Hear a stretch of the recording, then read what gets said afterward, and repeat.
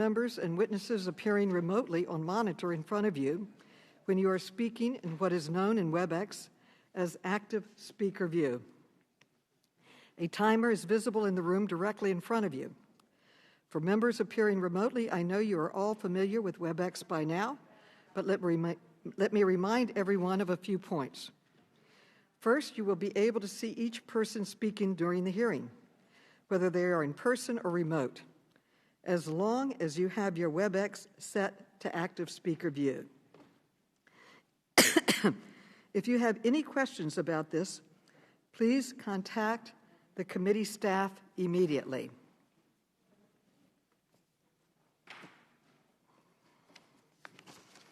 Second, we have a timer that should be visible on your screen when you are in the active speaker with thumbnail view. Third, the House rules require that we see you, so please have your cameras turned on at all times. Fourth, members appearing remotely who are not recognized should remain muted to minimize background noise and feedback. First, I will recognize members verbally, but members retain the right to seek recognition verbally. In regular order, members will be recognized in seniority order for questions. Lastly, if you want to be recognized outside of regular order, you may identify that in several ways. You may use the chat function to send a request. You may send an email to the majority staff, or you may unmute your mic to seek recognition. Obviously, we do not want people talking over each other, so my preference is that members use the chat function or email to facilitate formal verbal recognition. Committee staff will ensure that I am made aware of the request and I will recognize you. We will begin the hearing in just a moment when they tell me they are ready to begin the live stream. Are we ready?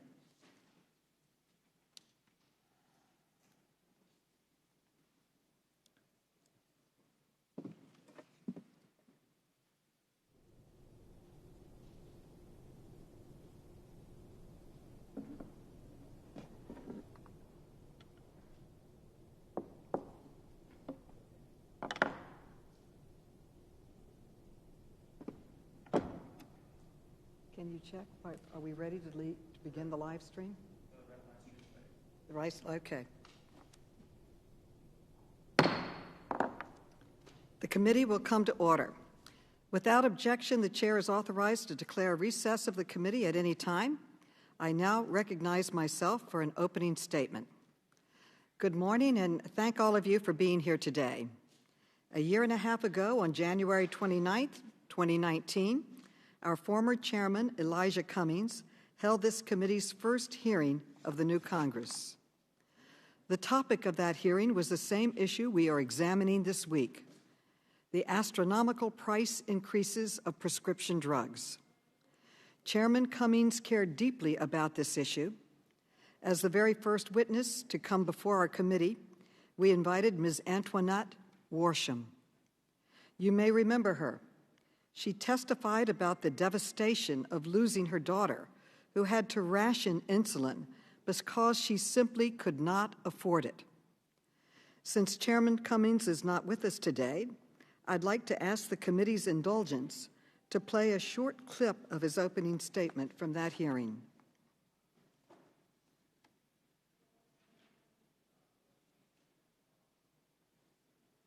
I've been waiting a very long time to hold this hearing.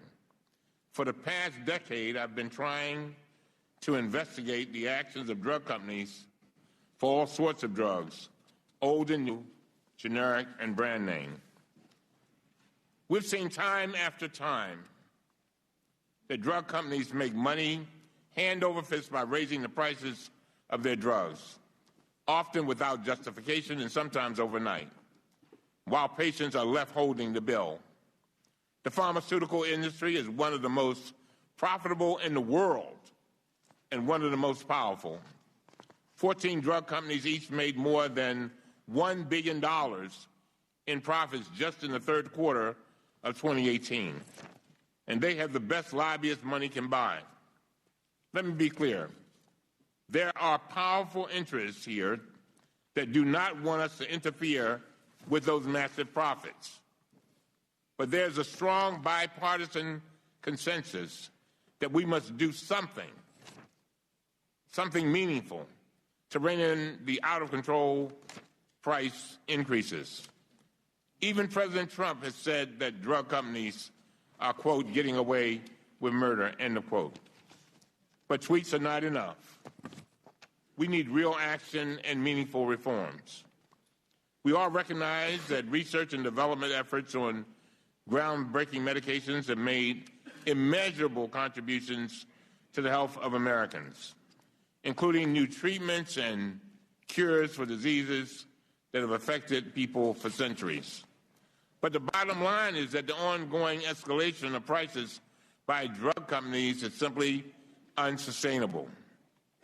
This is a matter, literally, of life and death, and we have a duty to act now.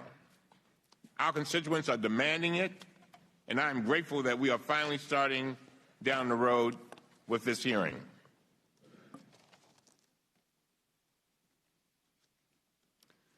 I remember Chairman Cummings at that hearing so very well, sitting right here in this very chair, listening intently to Ms. Warsham's testimony, his fierce determination, his empathy. I remember how he promised at the end of that hearing to do everything in our power to make sure no family ever faces this situation again. At that moment, Chairman Cummings was in the process of launching our committee on one of the most comprehensive and in-depth investigations of drug pricing ever conducted by Congress. Today, 18 months later, I am honored to report some of our initial findings. At the outset, it's important to note that drug companies make products we all need. We rely on this industry to develop critical new therapies, treatments, and vaccines. But our committee's investigation has revealed deeply troubling facts about how these companies price the drugs we all rely on. Our committee has now reviewed more than 1 million pages of documents from some of the largest and most profitable drug companies in the world. These include internal corporate strategy documents and communications among top executives. Let me briefly describe 3 main findings from these documents. First, the documents show that these price increases are unsustainable, either for government health programs or patients themselves. The documents we reviewed show that drug companies continue to raise prices while raking in record profits and continue to put their products further out of reach for patients in need. To start this week's back-to-back hearings, we will hear today from the CEOs of 3 companies. We will hear from the former CEO of Celgene and the former CEO of Bristol Myers Squibb, which acquired Celgene last year. These companies sell the cancer drug Revlimid. They have tripled the price of this drug since 2005. Today, a course of this drug is priced at more than $16,000 a month. That's just per month. We will also hear from the CEO of the drug company, Teva, which sells the multiple sclerosis drug Copaxone. The company raised the price of this drug 27 times in 1997. A yearly course is now priced at $70,000, nearly 7 times higher than when it was first introduced. To put this in perspective, that's more than the median household entire income for the year in the United States.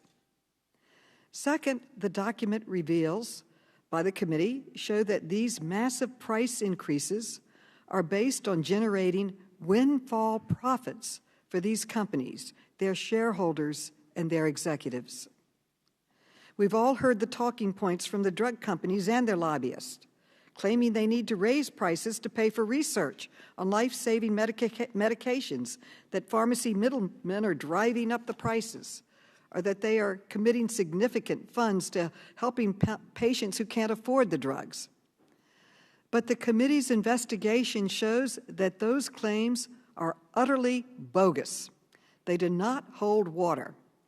The documents we reviewed show that time and time again, drug companies hike prices to meet their earnings targets, and in some cases, so executives can get their personal bonuses for the year. Finally, these documents show that drug companies are targeting the United States for the biggest price increases in the world. They know the federal government is currently prohibited by law from negotiating directly with drug companies to lower prices for Medicare beneficiaries. This may be the starkest finding of all. I was astonished to see some of the new documents we will be discussing today. The United States is where the drug companies are increasing their prices, much more than in any other country.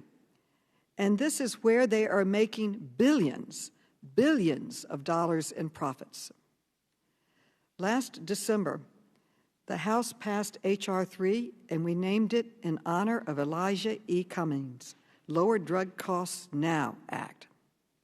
This legislation would authorize Medicare to negotiate directly with drug companies for lower prices. President Trump supported this change on the campaign trail, but unfortunately he broke his campaign promise and he now opposes the change. The White House issued a statement declaring that if H.R. 3 were presented to the president, quote, he would veto the bill, end quote. Instead of taking on the pharmaceutical industry like he promised, President Trump appointed former industry executives to key positions. These included Joe Grogan, the former director of White House Domestic Policy Council. Mr. Grogan personally wrote an op-ed opposing H.R. 3 1 week before we passed it in the House. Here is the bottom line. As a result of President Trump's reversal, drug prices have continued to skyrocket under his tenure, and drug company executives have continued to get rich. A recent report found that drug companies have raised the list prices of more than 600 single-source brand-name drugs by a median of 21.4% just between January 2018 and June 2020. By any measure, President Trump has failed to rein in out-of-control drug prices. There is no doubt that he has been scrambling ahead of the election. He promised to hand out a paltry $200 discount cards, but he failed to explain how this will help people facing tens of thousands of dollars in drug costs. The president also claimed he is banning U.S. companies from charging more than they charge abroad. But experts expose this tiny demonstration project as a transparent and futile attempt to create the impression of action where there really has not been any. Let me close with this. As Chairman Cummings would have wanted, we need to focus on the people this affects the most. I would like to play statements from two patients who want to share their experiences with us about these two drugs. And we will now play the patient videos. I'm Ramey Hammering. I'm 50 years old, and I'm from Bemidji, Minnesota. I'm a single mom with 2 kids in college. In 2018, I was diagnosed with an incurable cancer called multiple myeloma. Before my diagnosis, I was a high school math teacher and a long-distance runner, but now I can no longer do either.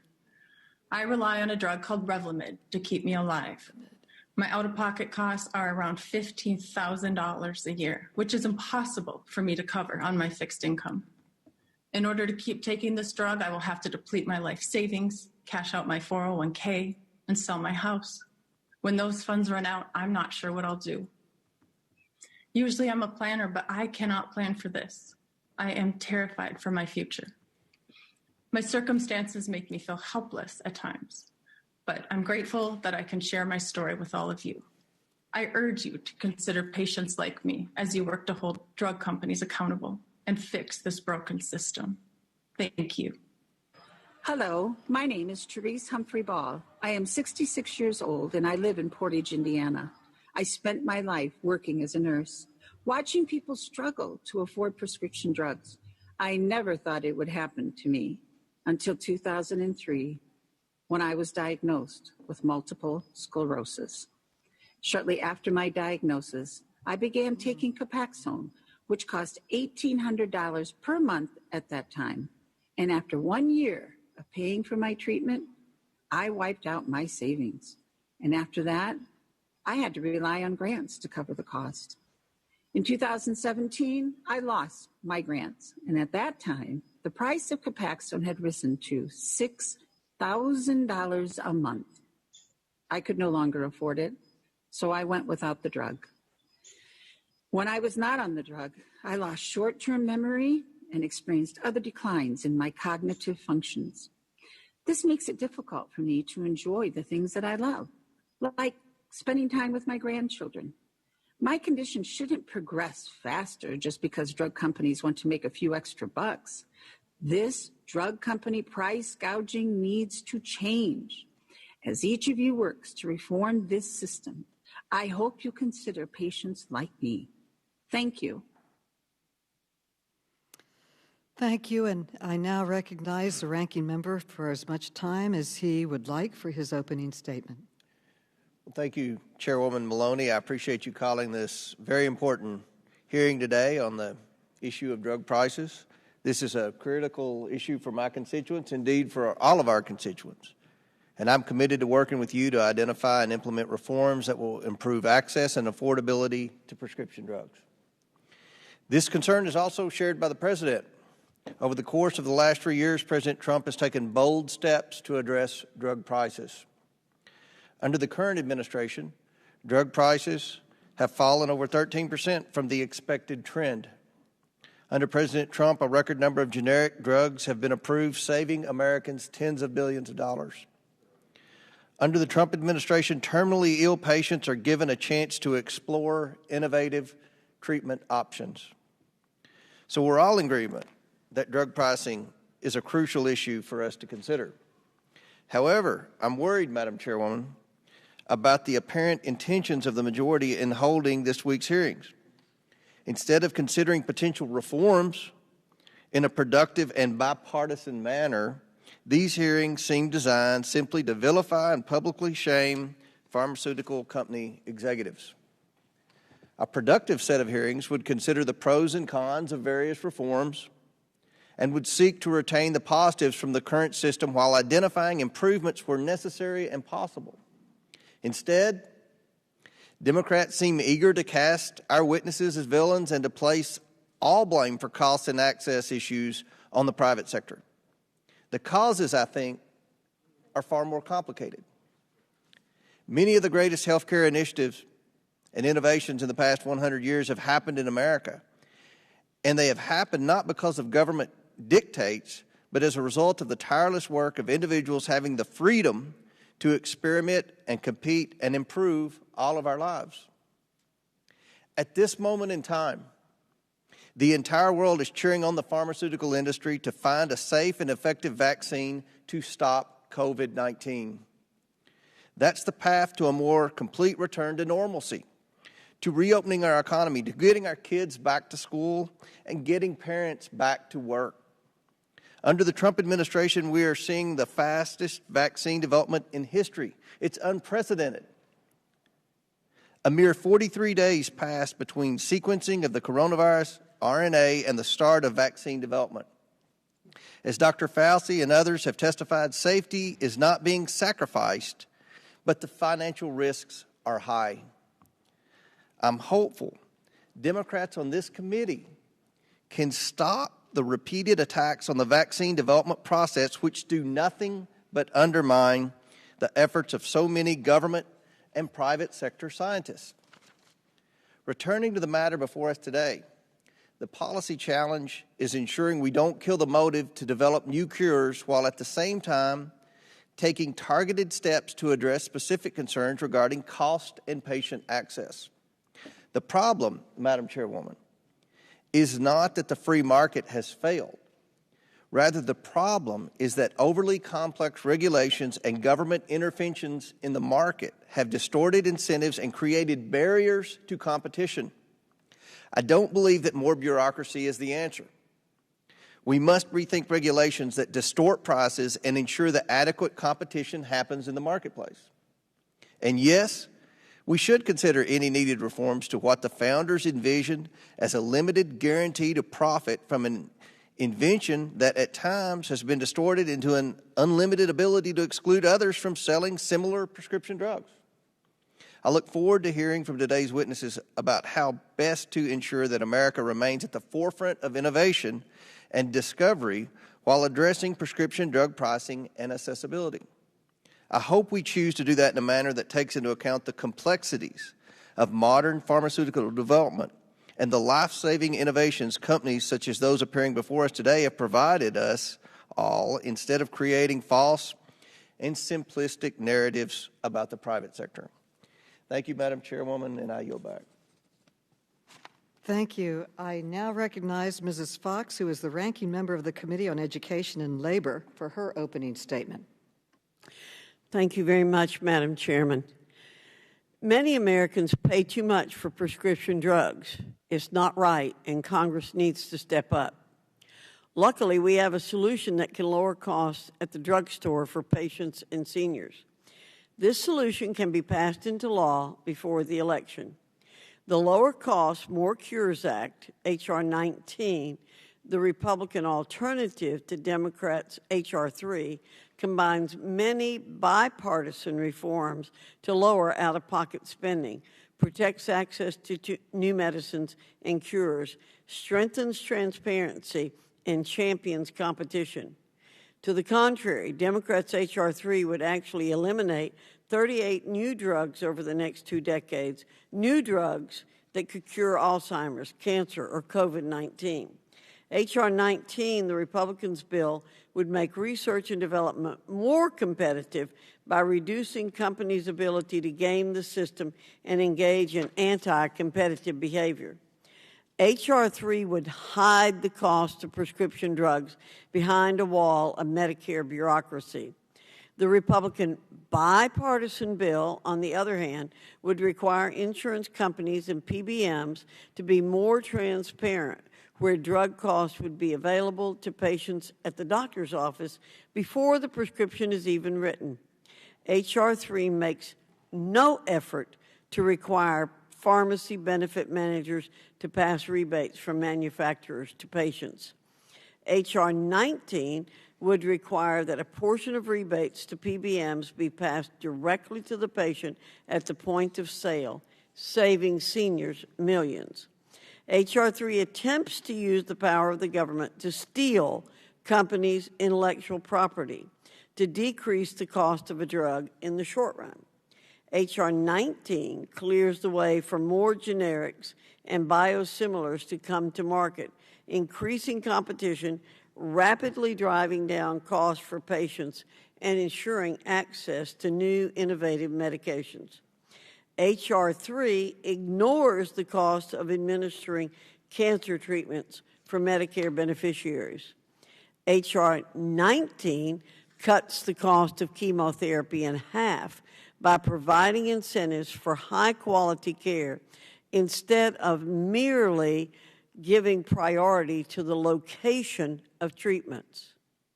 Instead of passing common sense reforms contained in Republicans' H.R. 19, Democrats have chosen to discard months of bipartisan work and conduct this partisan hearing to attack companies that are working to help the American people.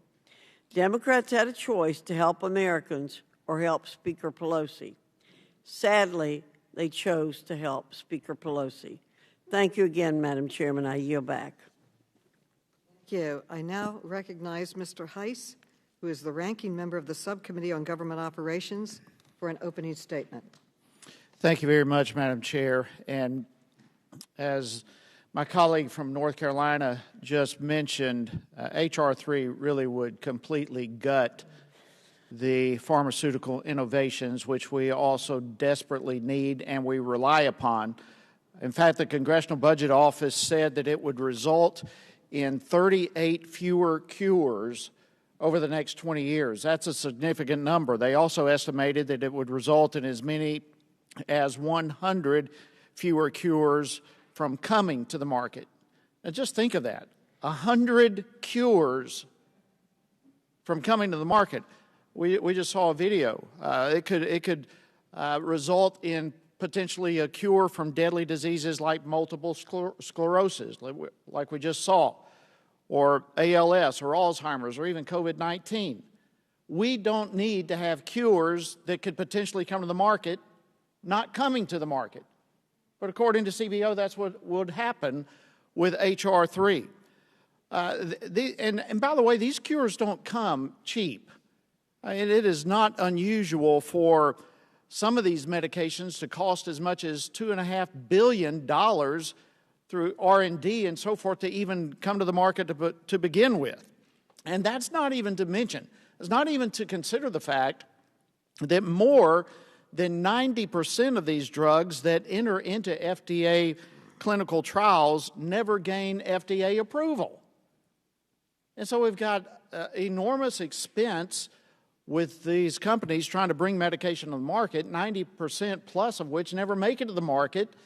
And so, listen, let me just be clear. The FDA's rigorous process is a huge reason why so many Americans trust that the medications and the vaccines that come to market are safe and dependable. And unlike many of my colleagues on the other side of the aisle, I trust the process, and I know that it will bring a safe and effective vaccine to the American people for COVID through Operation Warp Speed. Biopharmaceutical companies are far outspending the federal government for R&D, for cures for various diseases, and that's exactly why we need to be willing to work in order to make innovation easier so that more Americans can live fuller and happier lives, not killing innovation with too much government. So I'm sad to see that today's hearing shows, frankly, at least in my opinion, that my colleagues on the other side of the aisle are not interested in a bipartisan solution to bring more cures to save American lives, and instead they think it's more beneficial for their reelection campaigns to attack pharmaceutical executives, and I greatly think that is a huge mistake for the American people. And with that, Madam Chair, I appreciate the time, and I yield back. Thank you. I now recognize Congressman Roy, who is the ranking member of the Subcommittee on Civil Rights and Civil Liberties, for an opening statement. Well, I want to thank you, Chairwoman Maloney. Really, seriously, thank you for giving us time to have opening statements. You didn't have to do that, and we're gratefully that you did so. We all recognize that prices are and ought to be a major concern to all Americans because lives literally depend on their existence, their availability, and importantly, their effectiveness. Notably, the drug pricing issue is heavily focused on blockbuster biological drugs, and yeah, that costs a lot of money. Consider 0.4% of U.S. prescriptions are biologics, but 46% of drug spending. 90% of the drugs sold in the United States are generics and relatively inexpensive. So let's have hearings. Let's keep perspective on focusing them on solving the problem as a whole rather than vilifying certain actors. Let's not play the game. The game in Washington is to clearly target one industry for political purposes, who, of course, in this case, if you're talking about drug companies, of course they've got plenty of blame to share for the high prices of drugs, but hardly all the blame. Let's look at pharmaceutical benefit managers, the Patent and Trademark Office and various patent holders, insurance companies, the FDA, hospital corporations, and, of course, the government regulations, federal, state, and local. Last year, in a hearing, one of my colleagues, who happens to no longer be part of the committee, Katie Hill, was eviscerating a drug company, Gilead, a company that makes HIV life-saving drugs, for making profit. I said something to the effect of, I hope they do make a profit, but with the caveat that this kind of innovation saved my life when I was battling Hodgkin's lymphoma. and the caveat that we root out the swamp games played that result in regulated corporate crony profit versus the kind of profit that drives innovation to save lives. Many of us have had our lives saved by the innovative work of scientists all around the globe, likely many from drugs created by the companies represented here. But I would note, Chairman Cummings, whom we all miss, and I was glad you played that video, rightly noted that these companies often make money off of patents wrapped around government research. And I agreed we should address that. And I think most of us do. But he also specifically gave me time to highlight my life story and perspective and pulled me aside after the hearing to agree that we must have innovation, that we must ensure we have the drugs to save lives. And I would note, these are the companies we are hoping are working overtime to produce COVID vaccines as we speak. Chairwoman Maloney, you raised the issue about how these companies price their drugs. And indeed, it's a troubling situation, but it's heavily this body's fault. We've allowed a complex morass of government regulations coupled with insurance companies to have total control of our healthcare system, empowering PBMs and major hospital corporations to roll over customers because there is no market. There is no doctor-patient relationship that is sacrosanct and that enables patients to price things properly in a market. This is a problem that Congress has largely created.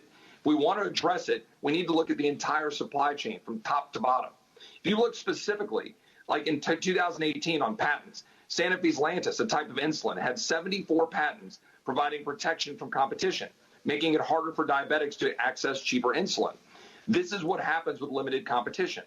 Since 2016, the FDA has approved roughly 2,500 generic versions of 620 brand name drugs.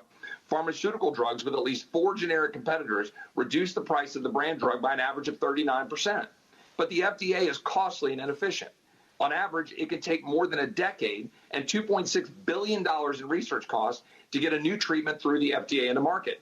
And only 1 in 1,000 drug formulas ever get to preclinical testing. Only 8% of those get FDA approval. And once the drug clears the labyrinth of patent law and the wisdom of the almighty FDA, the drug still has to make it on the formulary of your insurance plan in order for you to receive your discount. The healthcare bureaucracy this body has created is guilty of lining the pockets of these companies beyond what the market would demand, both insurance and pharma, and not to forget PBMs, who are far from innocent here. In 2018, the United States spent $335 billion on retail prescription drugs, 10% of our national health expenditure. But we spent $1.2 trillion on insurance, 34% of the national health expenditure. So where should the focus be? The healthcare system or just pharma?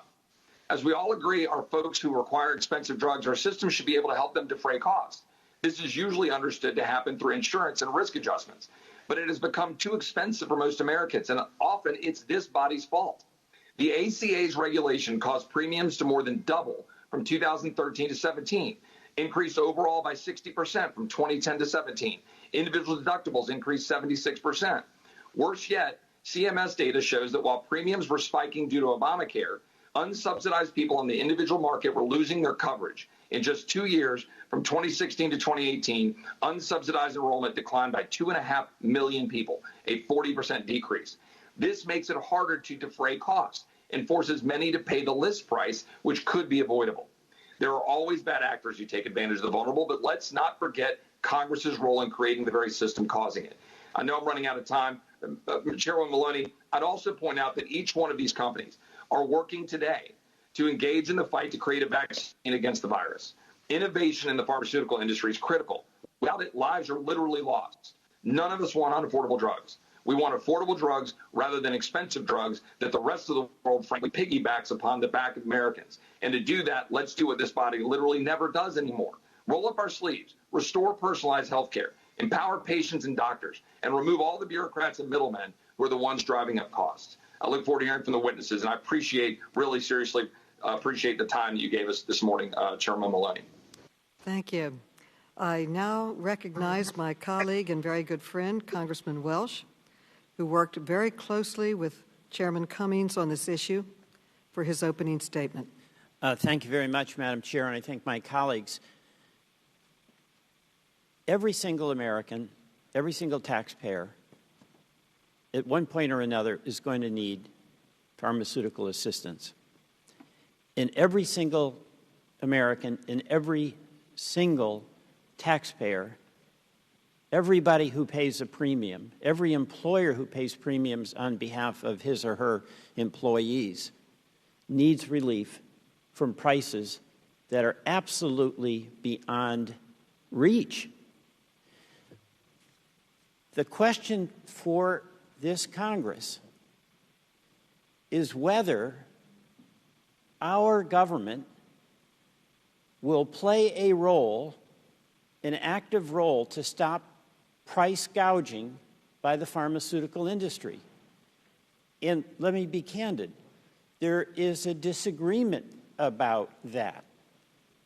This legislation would enable the government, on behalf of the people it serves, to negotiate prices when it purchases prescription drugs from the pharmaceutical industry.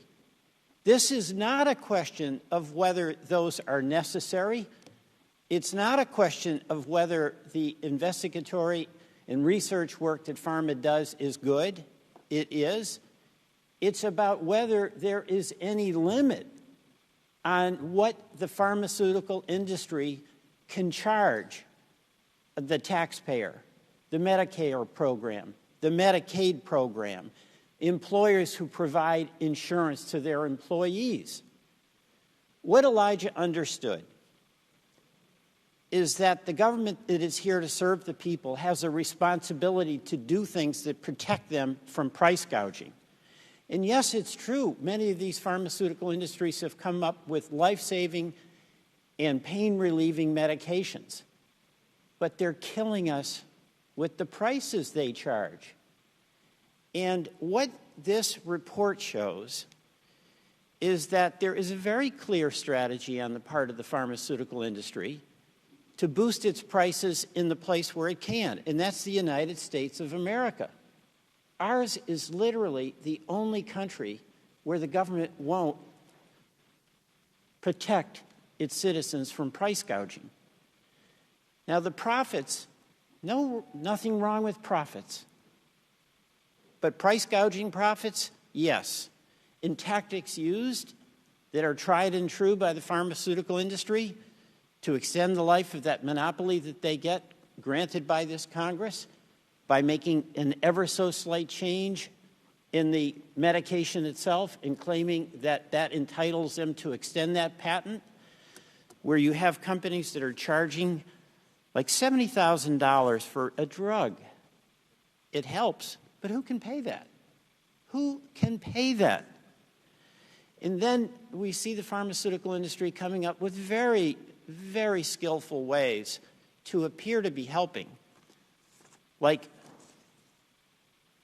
donations to third-party foundations that help patients, quote, afford. Well, they've done an analysis that you're going to see in this report where they very self-consciously realize that that boosts sales for them, and they make money by making that as an investment. You know, what has happened here is that temptation that Pharma has to use its uninhibited pricing power has transformed America's pain into Pharma's profit. That's what's happened. And we can address many of the things that my colleagues have talked about with regulation and find ways to do things that will help on the margins.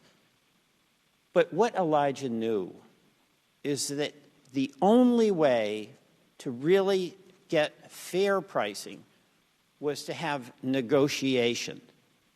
By the way, negotiation is core to a free market economy.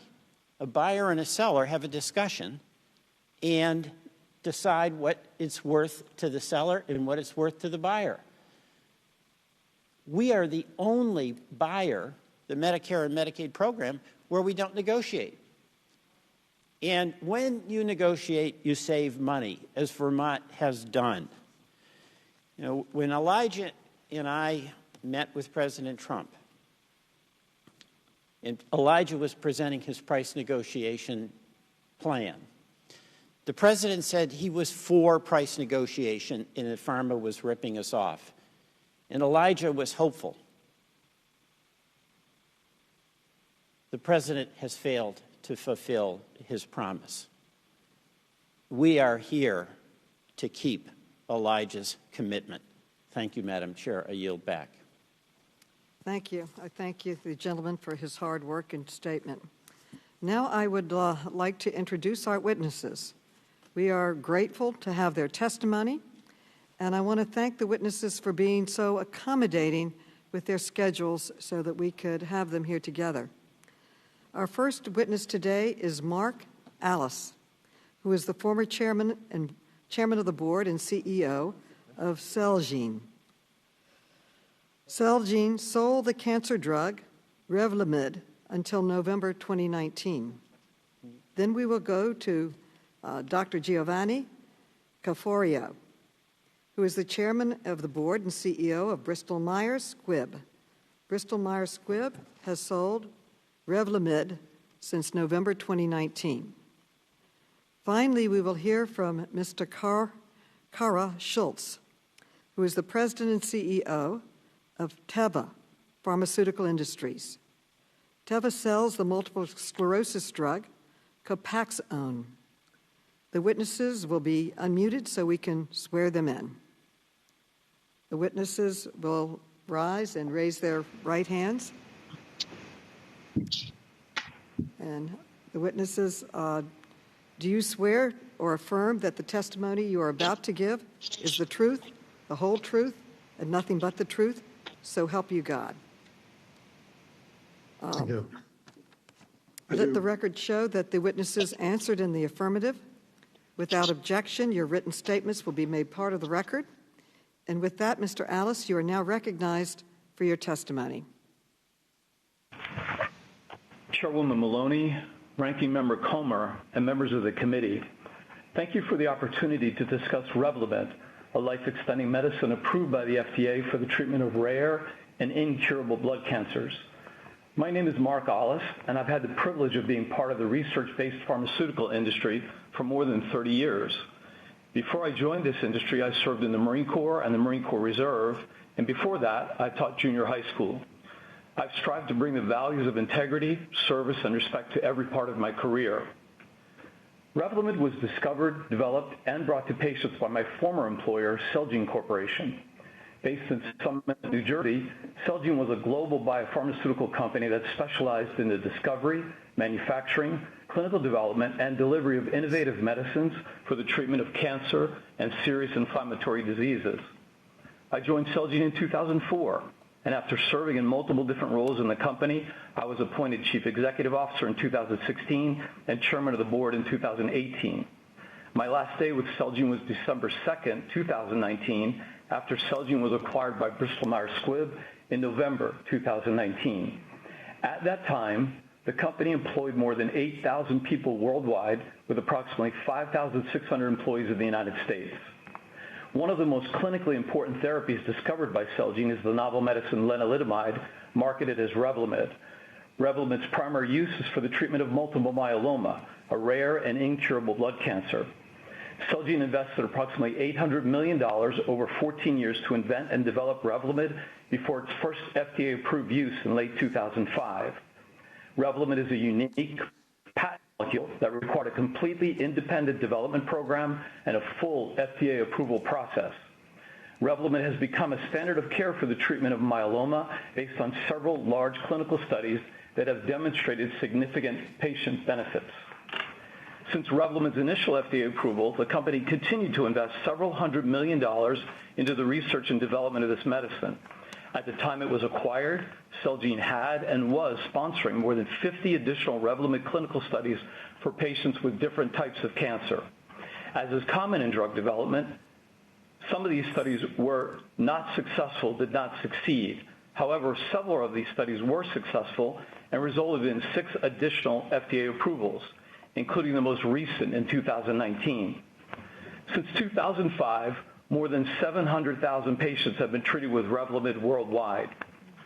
At Celgene, pricing decisions for our medicines were guided by a set of long-held principles that reflected our commitment to patient access, the value of a medicine to patients in the healthcare system, the continuous effort to discover new medicines and new uses for existing medicines, and the need for financial flexibility. In 2018, the company publicly committed to full pricing transparency by limiting price increases to no more than once per year and at a level not greater than the Centers for Medicare and Medicaid Services projected increase in the national healthcare expenditures for the year, absent exceptional circumstances. To help ensure patient access to our medicines, the company's patient support programs provided copay assistance to eligible, commercially insured patients and provided free medicine to eligible patients. More than 140,000 people in the United States prescribed a Celgene cancer medicine received some form of assistance. Celgene sold and offered to sell samples of its patented medicines to generic manufacturers so long as those companies met critically important safety standards. These requirements were established to protect the public from the risks of severe birth defects associated with the known and suspected teratogenicity of some of its products, including Revlimid. In fact, multiple generic versions of Revlimid are licensed to enter the U.S. market within the next 2 years.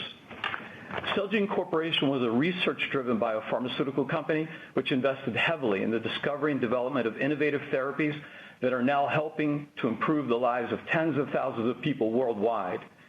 In considering legislative changes, I urge Congress to maintain many of the strong incentives that currently exist to encourage and support medical innovation.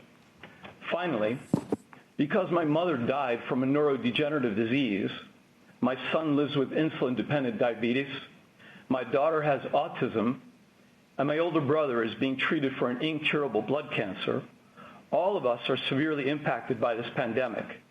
This issue matters to me at a deeply personal level. I hope and believe that these incentives will lead to new treatments that society and my family will benefit from today and long after these medicines become generic drugs. Thank you, and I look forward to answering your questions. Thank you. Thank you very much. And we will now recognize Mr. Caforio. You are now recognized, Mr. Caforio.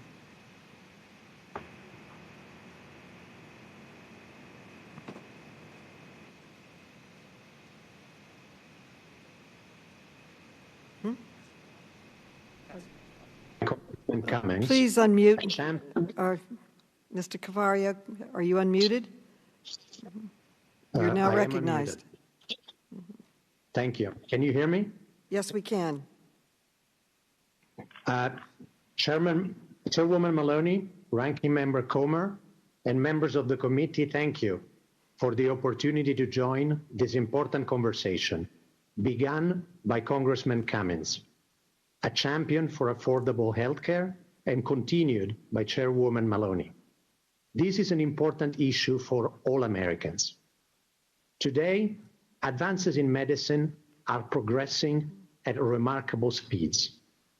As a physician, I'm excited by the science, but also concerned that without a system to protect all patients and enable affordable access, we risk disadvantages being out of reach.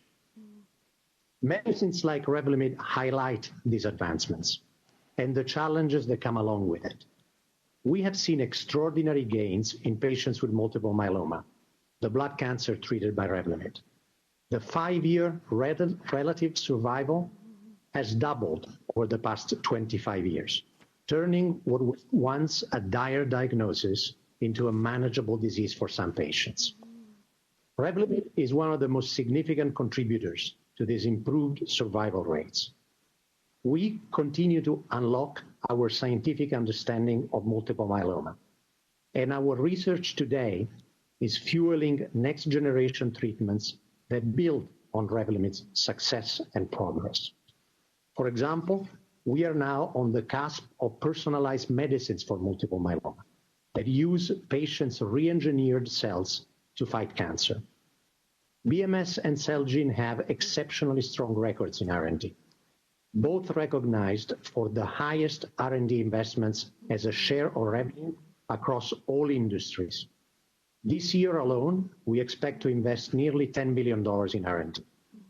As part of our efforts, we are conducting urgent research on COVID-19, providing 1,000 proprietary compounds to partners, examining 2 medicines in clinical trials, and enacting a robust philanthropic response. The scientific and capital investment put toward developing Revlimid is instructive. Thalidomide, as you may recall, was prescribed outside the US without a thorough understanding of side effects and caused tens of thousands of infant deaths and severe birth defects. Celgene, however, continued to invest in its research and development for 14 years.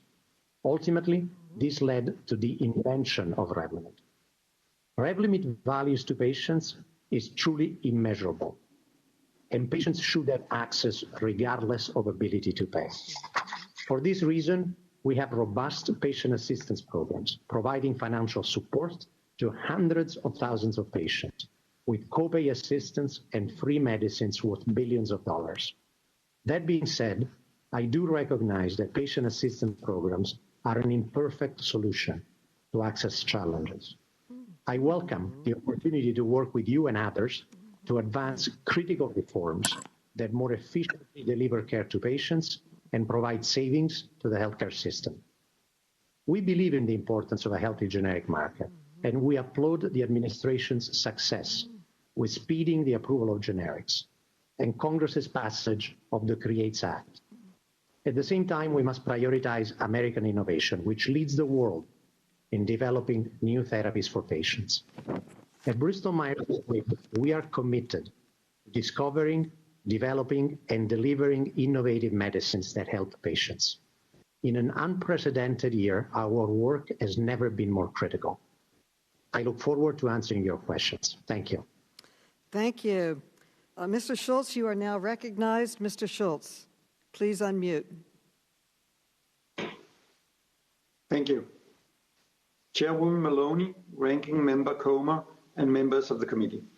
Thank you for the opportunity to appear before you today. My name is Kare Schultz, and I'm the President and CEO of Teva Pharmaceutical Industries. I understand that the committee is interested in the pricing of Copaxone, the company's specialty medicine for the treatment of multiple sclerosis, or MS. But before I discuss Copaxone, I would like to tell you more about Teva and its role in the healthcare industry. Teva is a global pharmaceutical company committed to helping patients access affordable medicines and benefit from innovations to improve their health. We were founded in Israel 120 years ago and operate worldwide, with a significant presence in the United States. Teva is the global leader in providing affordable medicines, with the industry's largest portfolio of generic medicines and a strong portfolio of specialty medicines, including Copaxone. On the strength of our generic business, Teva drives access and provides direct savings to patients and healthcare systems around the world. For example, in the United States, Teva saved the healthcare system $41.9 billion, including $5.9 billion in savings directly to patients in 2018. We also provided over $40 million worth of medicines to almost 13,000 patients in 2019. Teva is committed to helping patients through rigorous and innovative scientific research, and we take great pride in that. This defines how we do business and how we approach medicine. In order for any pharmaceutical company to research and develop new drugs or improve old ones, the price of successful medicines must reflect the significant cost of ongoing research and development projects. The public only sees and pays for the drugs that are ultimately approved by the government, like Copaxone. But you have to expend a lot of resources and endure many disappointments before bringing to the market safe and effective medicines. Teva will continue to invest in new breakthrough treatments and find new ways to extend and expand patient care beyond medicine. And Copaxone is one of the best examples of our dedication to innovative research and patient support. Our significant investments in researching, developing, and commercializing safe and effective treatments led us to introduce Copaxone in the United States in 1996. and since then Copaxone has become a preferred treatment for MS. Since first introducing Copaxone, we have continued our studies and most recently in 2014 introduced a more efficient version of that drug that only needs to be administered 3 times a week as opposed to daily. This results in more than 200 fewer injections per patient each year. As a result, Copaxone has been competitively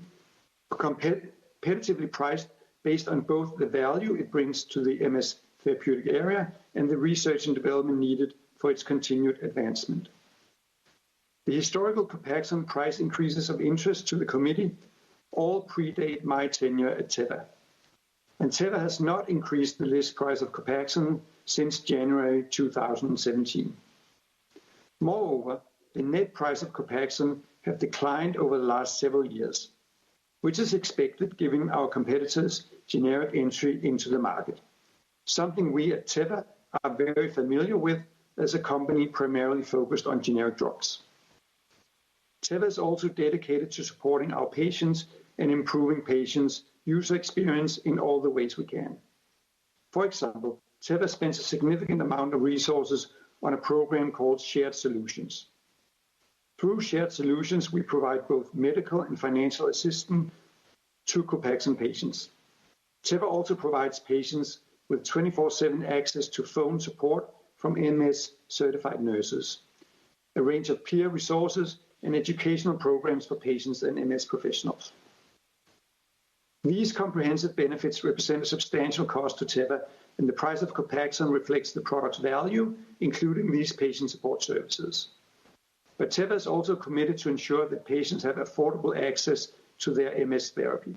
For example, Shared Solutions have a team of dedicated benefits specialists who help research patients' coverage and insurance benefits so patients are able to receive the most affordable care possible. Teva acknowledges that the pharmaceutical industry as a whole needs to be mindful and responsible about the pricing of medications and understand that each company plays a role in keeping down healthcare costs. Teva renews its commitment today to continue to provide access to high-quality generic medicines, to create innovative solutions for patients, and to strive to make healthcare more accessible and affordable. We appreciate the continued efforts of the committee to understand the overall value of specific medications and look forward to working with the committee and answering your questions. Thank you very much.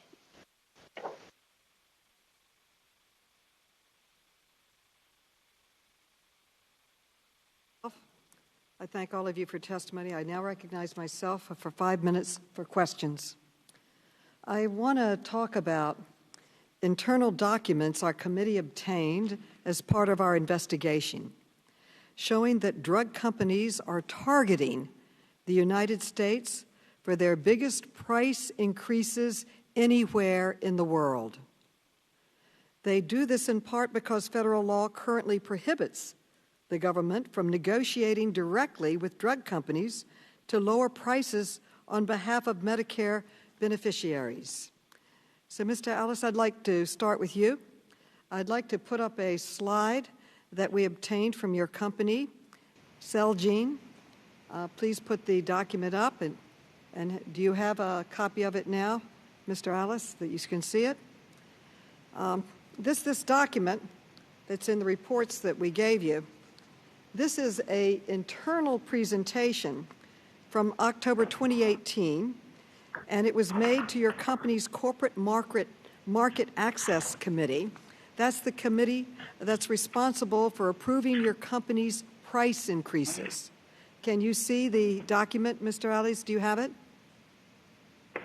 Madam Chairwoman, I see the document on the WebEx, but I'm looking for a copy of it here in the room.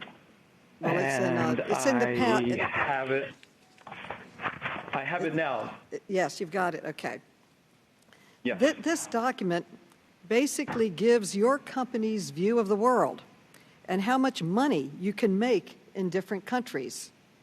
I want to ask you about the United States on the bottom left and compare that to the European Union on the top right.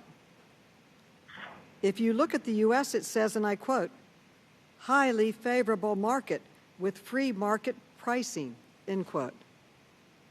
Now you say free market pricing, but the federal government can't negotiate with you to lower prices under Medicare. So that's absolutely terrific for your profits. And I understand why you think it's highly favorable. But then if you look at the EU, you say things are only, quote, manageable, end quote. And then you highlight, quote, stagnated price growth, end quote, as a result of price negotiations. Now you call it stagnated price growth, but the rest of us call it negotiating to bring prices down for people, for our patients. Your company loves the U.S. because you can keep increasing prices here as high as you want. And Medicare, which covers millions of Americans, isn't allowed to negotiate. But in the EU, where they do negotiate price increases, are, in your own words, stagnated or not increasing. So here is my question. Isn't it true that for the past decade, you targeted the United States for the biggest prices and the biggest price increases in the entire world? Madam Chairwoman, thank you for the question. As I look at this slide, it seems to accurately reflect our assessment of the market access and the pricing environment in the different regions of the world at that time. I think it also speaks to that the United States is the world's leader in medical innovation, and the free market pricing opportunity in the U.S. continues to drive much of the research and development and medical innovation for the world. So it also, I think, describes, not as well as I'd like, that there are fundamental differences around the world with economies and countries and the systems. But in the end, it does highlight that the United States is the home of medical innovation and that it is a free market environment. But since launching Revlimid in 2005, you raised the price 22 times. In the 10 years from 2009 to 2018, your company reported $51 billion in net worldwide revenues from this drug alone, and $32 billion of that came from the United States. You charge more for this drug here in the U.S., and you made more money from this drug here in the U.S. than in every other country combined. Let me turn to Mr. Schultz. I have an internal document from your company, Teva, that also shows how executives view the U.S. Let me put this document up on the screen. This is Exhibit 32. This is an internal presentation from September 2016. The top of the slide reads, and I quote, "What does Teva do well in pricing?" end quote. The first bullet on the slide says, quote, "Pricing negotiation strategy, and able to increase prices successfully."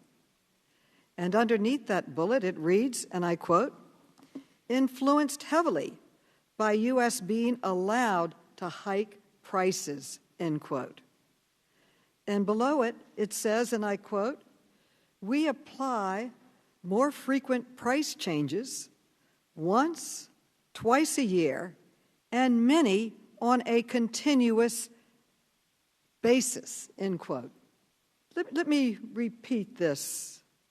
You say, we apply more frequent price changes in the U.S. once, twice a year, and many on a continuous basis.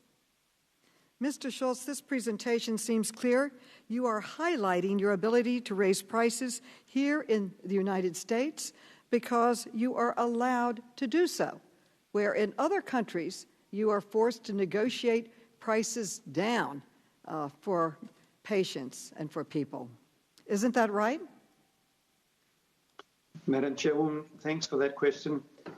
As you might know, I joined Teva as CEO on the 1st of November 2017, which means that I haven't seen this document before, and I'm not aware of actually what happened before I joined.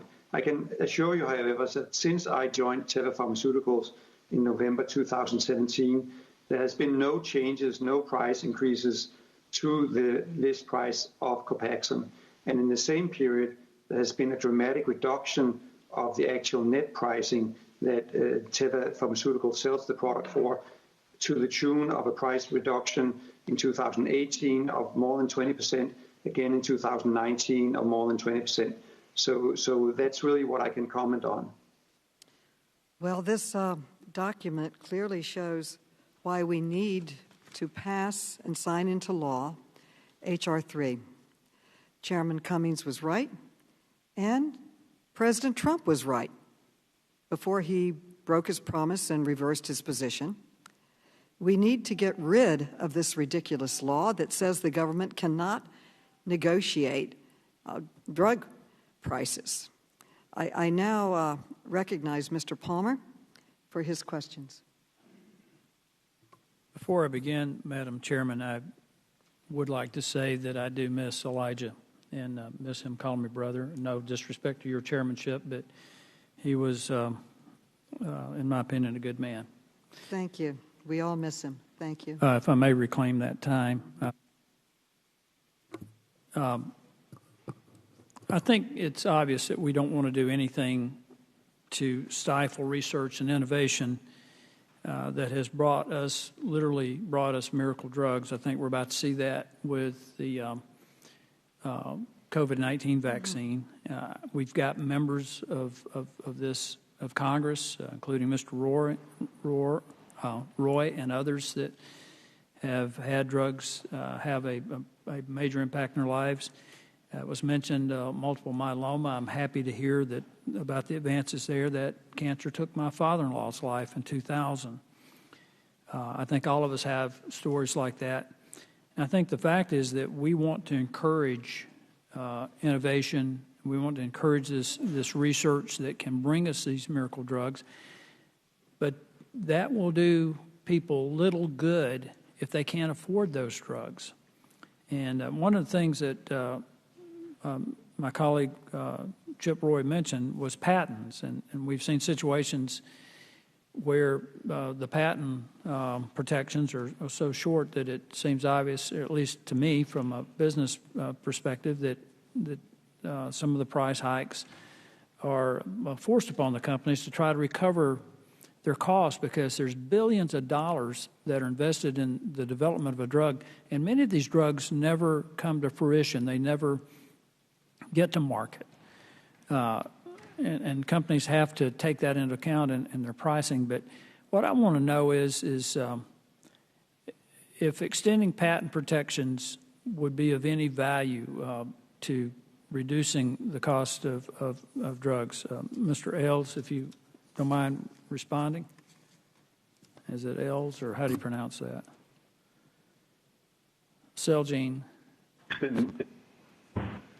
Yes, thank you for the question. It's Alles, sir, but I'll answer to anything that sounds like my last name. So. Well, I started to call you Mark, but that's inappropriate, so go ahead.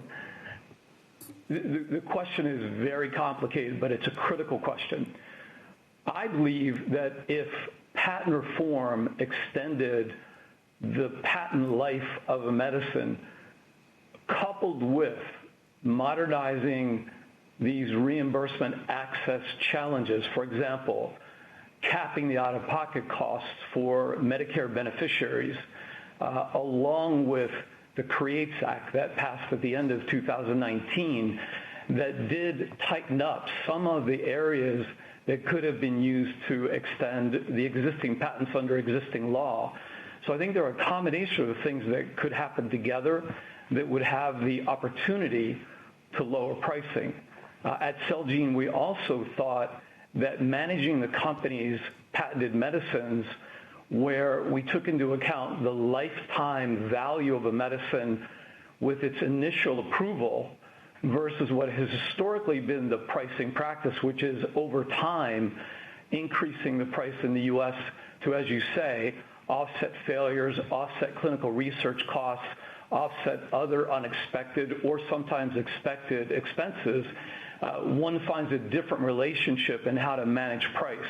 And that's actually what we did at the beginning of 2018 with our pledge to use medical inflation as a marker for annual price increases. Let me suggest to you, I appreciate the answer. I would like to hear from the industry what incentives the federal government could provide to help address some of these issues of stranded cost and maybe extending patents and tax incentives and other things like that, so that we can make sure that these drugs are available to the people who need them. And one of the things that concerns me is a report that came out of England that the British National Health System was denying coverage to 25 cancer drugs that included drugs for treating breast cancer and bowel cancer and prostate cancer. We don't want to have that happen here. And we also, I think, we're going to have to address the issue of overregulation, particularly with common drugs that should be very inexpensive, like insulin, like the EpiPen, where we literally regulated companies into shutting down, and it left the production of those drugs to just one or two companies that had a monopoly. And the last thing, if I may, Madam Chairman, if you'll extend my time just a little bit, is when we start looking at covering drugs through a national healthcare system, I want us to avoid situations like occurred in Oregon and California, where you had Barbara Wagner, who had treatable cancer, but the Oregon Health Plan would not cover it, instead offered to pay for her hospice or her assisted suicide drug. And then Stephanie Packer in California, 31 years old, mother of 4 children, and her insurance company wouldn't pay for it, but they would pay the assisted suicide drug, and her copay would only be $1.20. We want to avoid that. We want to incentivize companies to continue to do this fabulous research. I think we ought to have an Operation Warp Speed for cancer drugs, Madam Chairman. I think we see an example of how this could work if we all get our minds around it and get committed to it. With that, I yield back, and I thank you for your indulgence. Thank you. I now recognize Ms. Norton. You are now recognized for questions. Congresswoman Norton. Thank you very much, Madam Chair. I want to thank you for this very important hearing, and I note that it is a 2-day hearing signaling the importance of this hearing on drug pricing to the American people. I want to say that the notion of negotiation is very close to me. I taught negotiation when I was a tenured professor of law at Georgetown Law School. So the notion that in a market system we're having to debate the notion of negotiation for any market item is very peculiar to me. Mr. Alles, Mr. Caforio, Mr. Schultz, I want to thank you, all three of you, for joining us today. And I want to acknowledge and let you know that I appreciate the innovative work you are doing, the life-saving drugs that your companies are producing, and even as you have testified, the assistance you are granting some patients. You, of course, understand from the videos that the chair played that there are millions of Americans who cannot afford these drugs. Your companies are crucial lifelines, which is why I appreciate what you're doing so much. For that reason, though, every time your companies raise prices, you push these lifelines and opportunities for good health even further out of reach.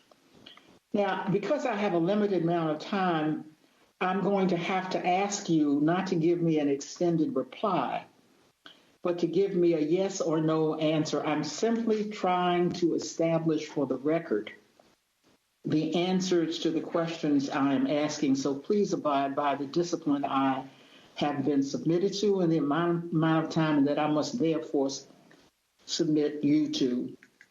Mr. Alles, I understand that your company, Celgene, raised the price of Revlimid more than 20 times since it came to market in 2005. I also understand that Celgene generated $32 million in net income from U.S. sales of Revlimid between 2009 and 2018, and that over that same period of time, Celgene's annual profits have increased from $780 million in 2009 to $4 million in 2018. Do these numbers sound correct to you? Yes or no? I would just make one correction for the record. 32 million would be 32 billion. Billion, I'm sorry, billion. That's fine. I believe those numbers would be correct. I believe they would be. Thank you very much. A monthly course of Revlimid is about $16,000. That's triple the price it was in 2005. Mr. Caforio, after Bristol Myers Squibb acquired Celgene in 2019, you raised the price yet again. Is that right? Yes, Congresswoman. We increased the price by 6% in January of this year. Turning to you, Mr. Schultz, I understand that your company, Teva, has raised the price of Copaxone 27 times since bringing it to market in 1997. I also understand that the same monthly course of Copaxone is now 7 times more expensive than it was in 1997, and that since 1997, Teva has collected more than $34 million in U.S. net sales for Copaxone. Mr. Schultz, do these numbers sound correct to you? I wasn't there at the time, but they sound correct to me. Thank you. Mr. Schultz, are you aware that nearly 1 in 4 Americans taking prescription drugs report difficulty in affording their medicine? I'm very aware of that, and therefore I'm also very thankful for providing nearly 1 out of 10 generic prescriptions in the United States market. Thank you very much, Mr. Caforio. Thank you. My time is running out. Mr. Caforio, are you aware of that? That nearly 1 in 4 Americans taking prescription drugs report difficulty affording their medicines. Mr. Caforio? Congresswoman, I am aware of that, and that is why we very actively support every patient we can with a number of patient assistance programs. Pharma, are you aware of that number, Mr.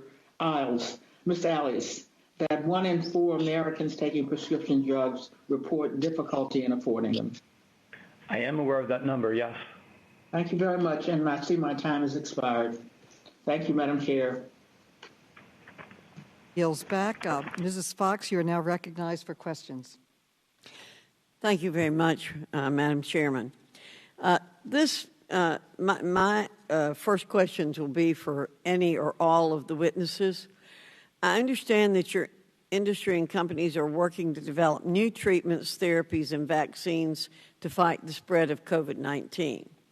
What country do you expect to deliver the first credible and widely used vaccine for COVID-19? Could the witnesses answer, please? Thank you, Congresswoman. This is Giovanni Caforio. Thanks for your question.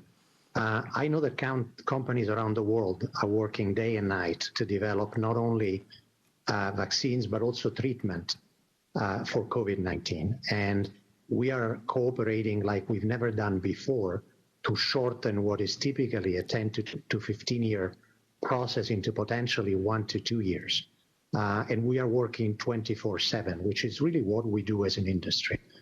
As has been said before, innovation in our industry happens primarily in the United States. Many of the companies that are working on treatments and vaccines are U.S. companies.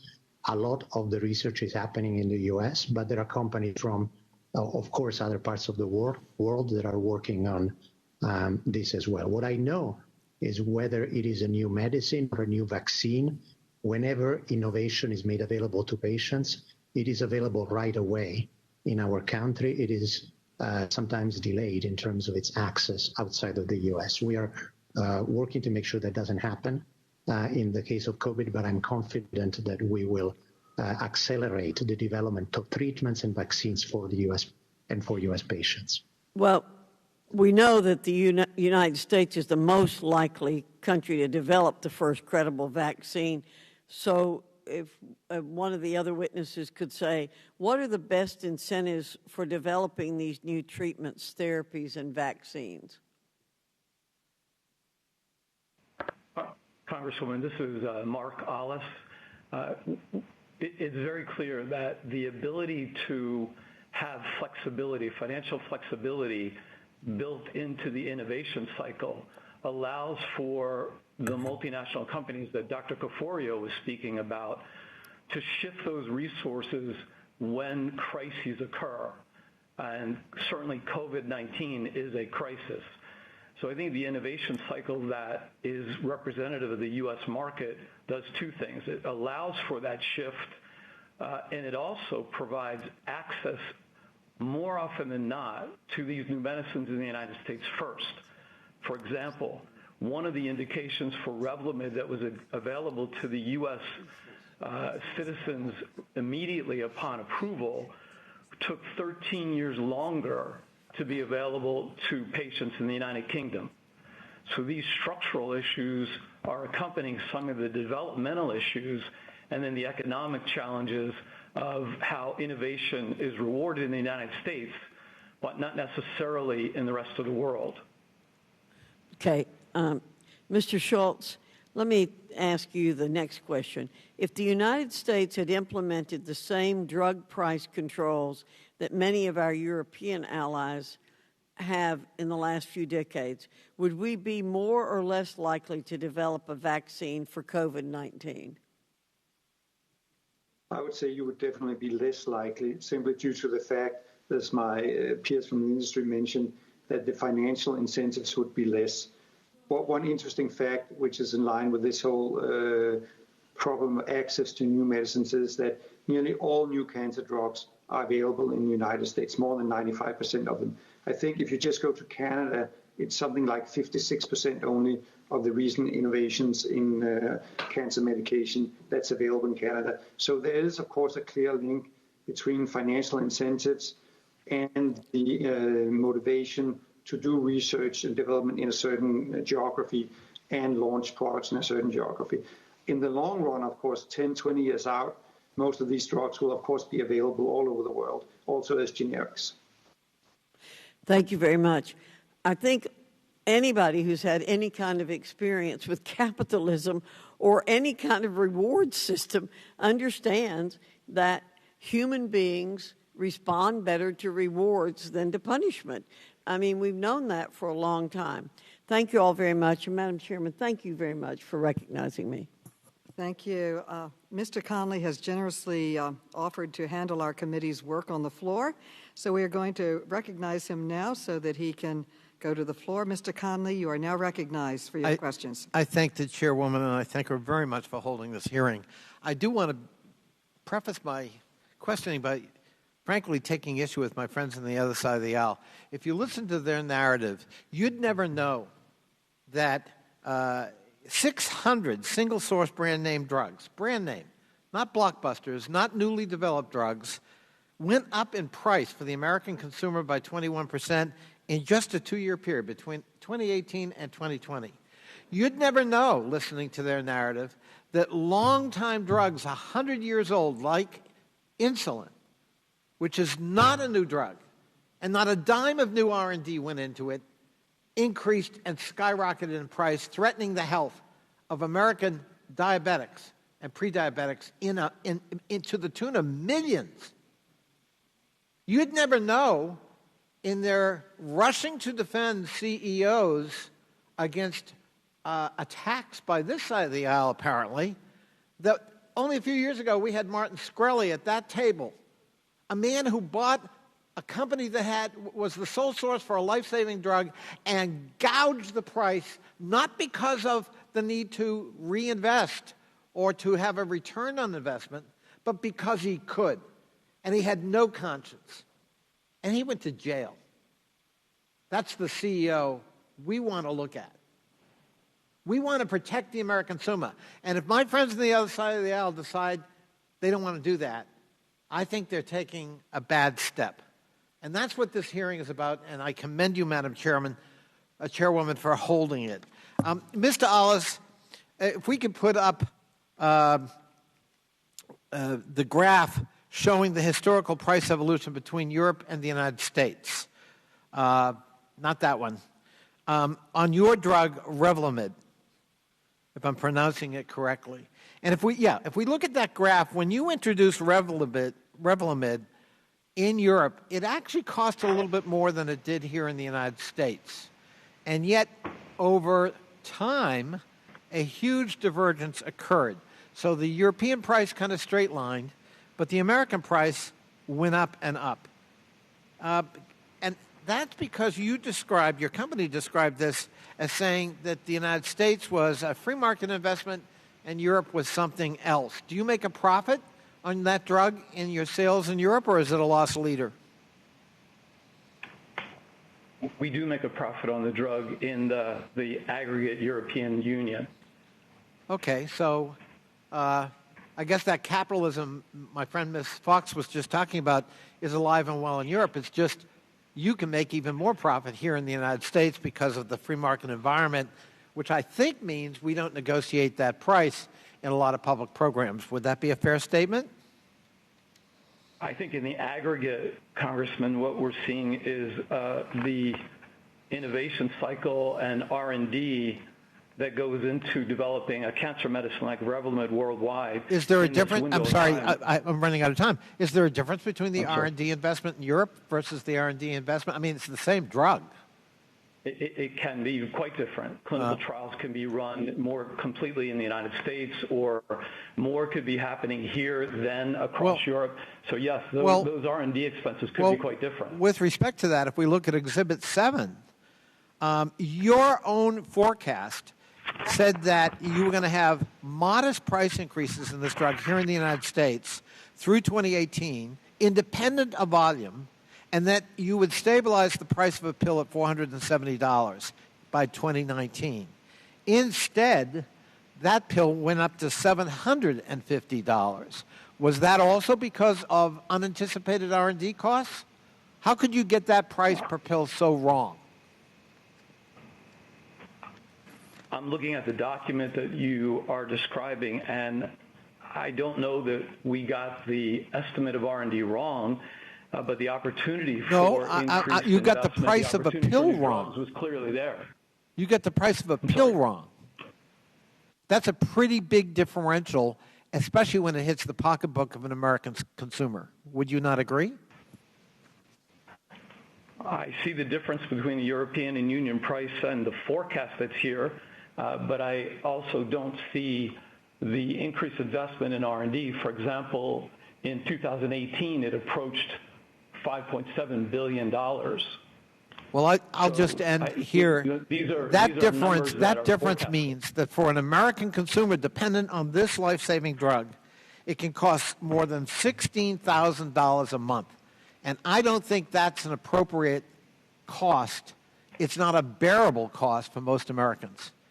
And that gives them the kind of choice that Chairwoman showed us in the videos, heartbreaking videos of American consumers who are forced with this kind of price escalation to make the terrible choice between controlling their illness or letting it go. And that ought not to be the kind of Sophie's choice any American faces. I yield back. The chair now recognizes Mr. Heiss. You are now recognized for questions. Thank you, Madam Chair. And I want to thank all of our witnesses for being here today as well, and for the difficult task that you have of working through R&D and trying to make a profit while at the same time provide medications not only here in the United States but abroad. I do wish that my friends on the other side of the aisle, if they were serious about true reform and lowering prices, we would be looking at something like H.R. 19 instead of pushing something like H.R. 3, which we all know would not help lower drug prices. And again, as I mentioned earlier in my opening statement, there would be fewer drugs available as a result of H.R. 3. And this is not just me saying words. This is according to the CBO, and they confirmed that there would be a loss of cures available on the market. And I don't know why that in any shape, form, or fashion is considered to be a good idea. Seems like a poor idea. In fact, it seems like a dangerous idea to go down that path.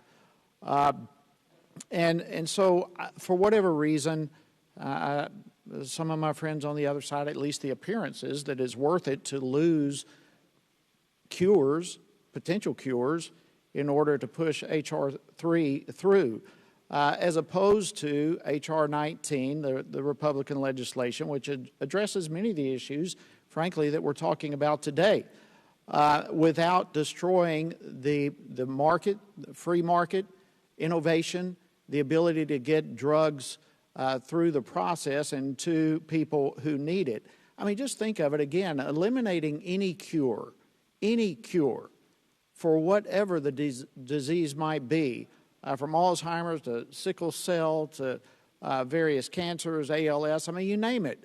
Which one of these diseases with a possible cure that could not come to the market that is unsatisfactory. We just simply cannot go down that path of eliminating any potential cure for some of these serious diseases. H.R. 9 would have capped seniors' out-of-pocket costs. It would have required insurance companies to make information about drug cost available while in the doctor's office, and a host of other things. So I want to thank each of the companies who are here today. I know every one of you are involved in developing treatments and vaccines potentially for COVID-19. And this again highlights how important the investments are that you make, and policies that incentivize investment in pharmaceutical innovation is a good thing. And that's where we need to be focused.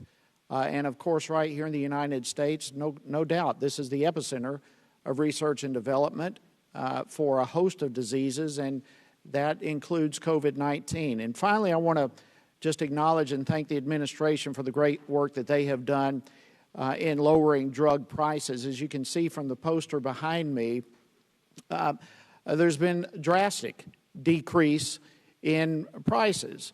And you look at this, I mean, beginning, and by the way, this is stats from the Bureau of Labor Statistics, but in June of 19, the U.S. saw the largest single-year drop of prescription drug prices since 1967.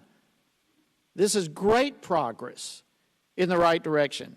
The FDA approved a record number of affordable generic drugs last year for the third consecutive year. That would be under this current administration. In October 2017, the FDA published a list of brand drugs that are off patent and off exclusivity without any generic competition, and they announced that they will expedite a review of the generics submitted on that product list. In October of 2018, the FDA approved 110 generic drugs and tentatively approved 18 more. All of this results in a $26 billion reduction in cost, $26 billion in cost savings. And then we have also some executive orders from the president, 4 of them, to lower the cost of drug prescription prices. So this is a huge issue. We are moving in the right direction. And again, I want to thank our witnesses and these companies for being here. I think we need to get beyond talk and look at actual action that is taking place to lower prescription drug costs. And with that, Madam Chair, I'll yield back. Thank you very much. Thank you. Mr. Cooper, you are now recognized, and you must turn your video on. Mr. Cooper, you are now recognized.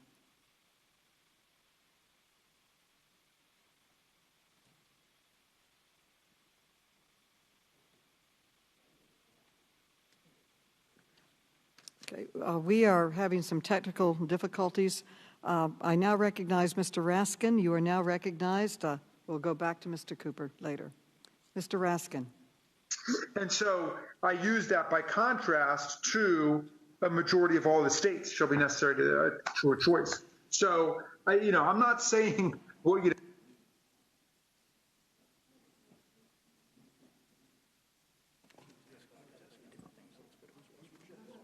Okay, we have some technical problems. We are now going to Mrs. Wasserman Schultz. You are now recognized.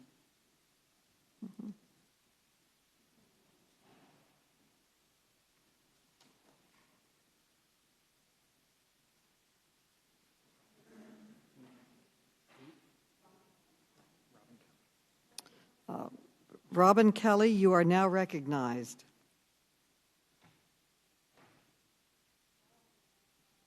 Thank you, Madam Chair, and I thank the committee for bringing us together to discuss drug affordability, and I thank all of our witnesses for being willing to testify today.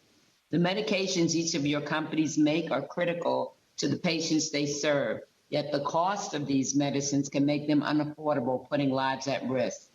Dr. Caforio, does your company have any programs or initiatives to help patients afford Revlimid? Have you expanded these programs during the current COVID-19 recession? If not, can you share why not?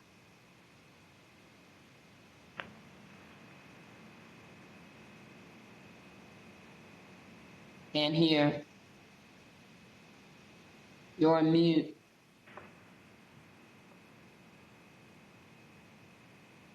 Can you hear me, Congresswoman? Yes. Thank you for your question.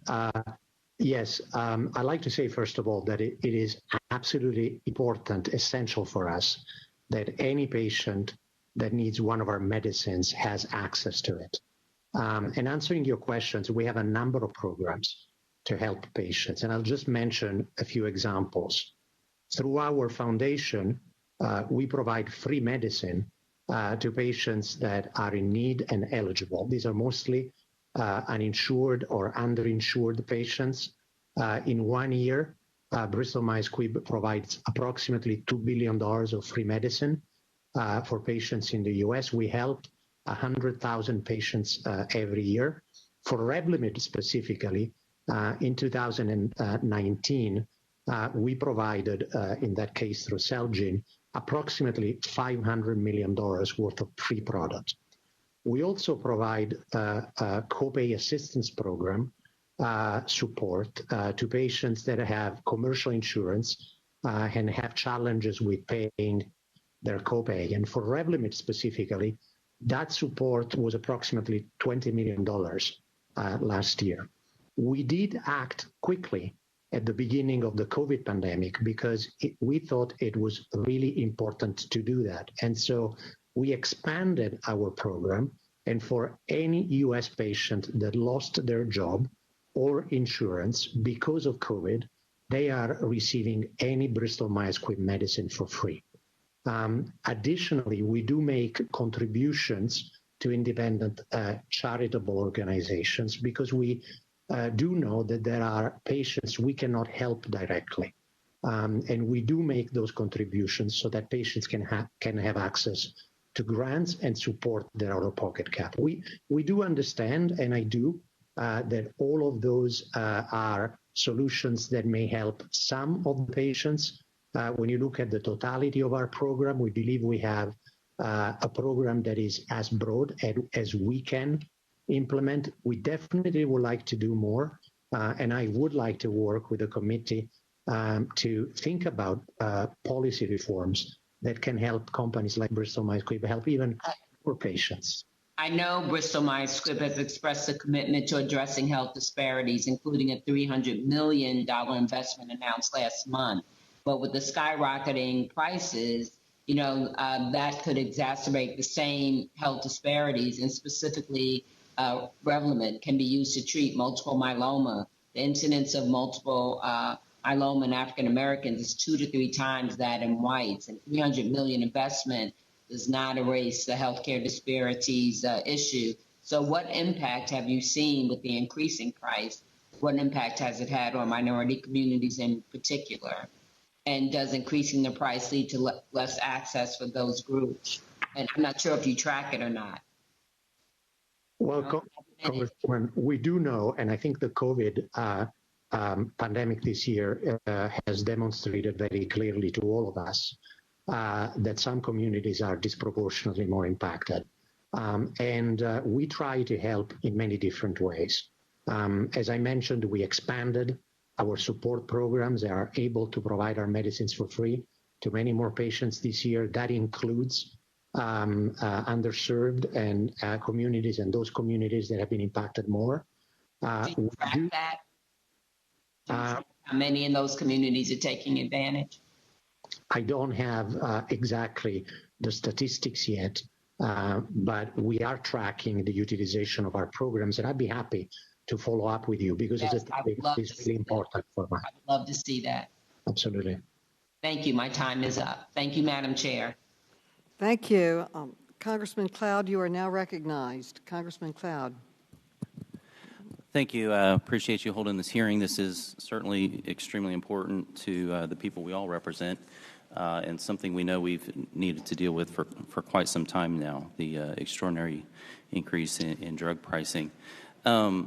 Dr. Caforio, really probably any of you could speak to this, but Dr. Caforio, could you speak to, this is a hearing on drug pricing, could you speak to the pricing system, so to speak, the difference between what you price a drug at and what the customer pays and kind of the process it goes through?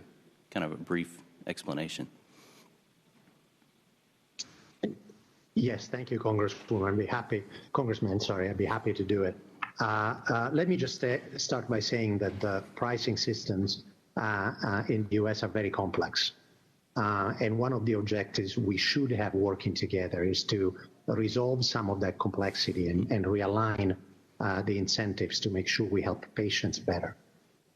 We do price our medicines in the U.S.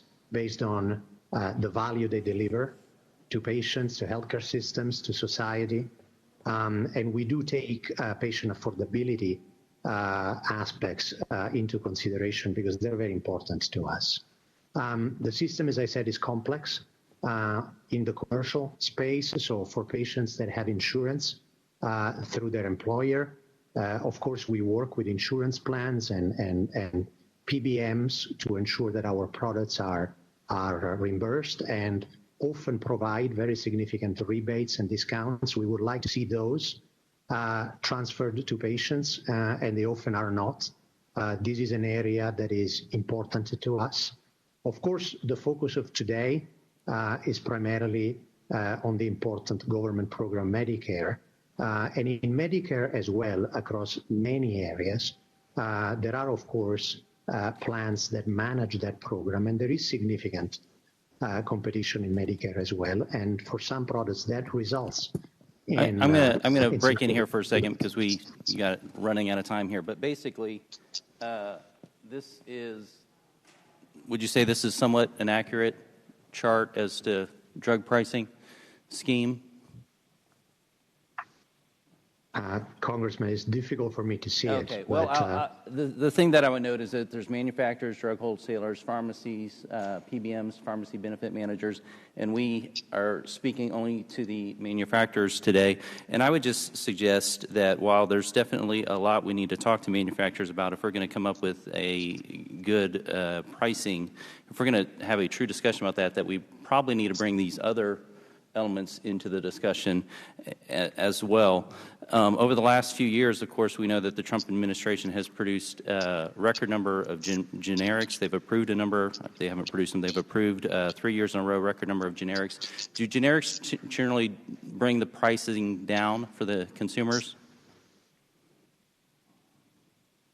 Yes, Congressman. And in fact, 90% of prescriptions in the U.S. are for generics. Okay, and the other two CEOs would agree with that? This is Schultz.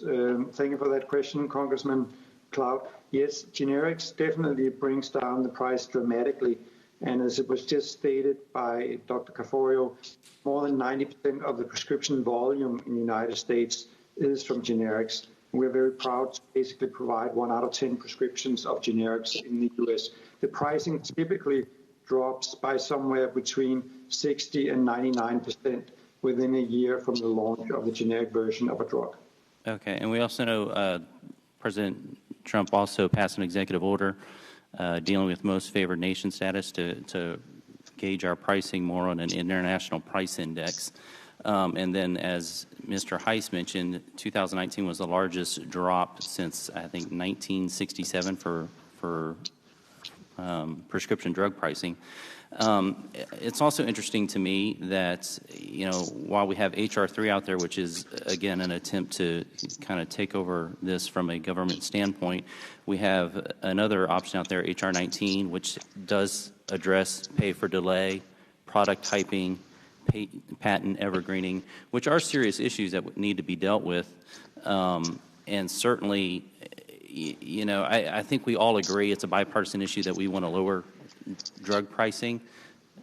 But as we've seen with the Obamacare and Affordable Care Act, intentions don't necessarily turn into actual policy. When we saw the attempt to get everybody health insurance actually led to extraordinary increase in health insurance with actual decrease in actual care. And so it's extremely important that we make sure that we are equipped to deal with this properly. Now, one question I do have, my apologies, Chairwoman. I've read the clock wrong. Okay. Mr. Raskin, you are now recognized. Mr. Raskin. Thank you very much, Madam Chair, for calling this extremely important hearing. Mr. Schultz, I have questions for you.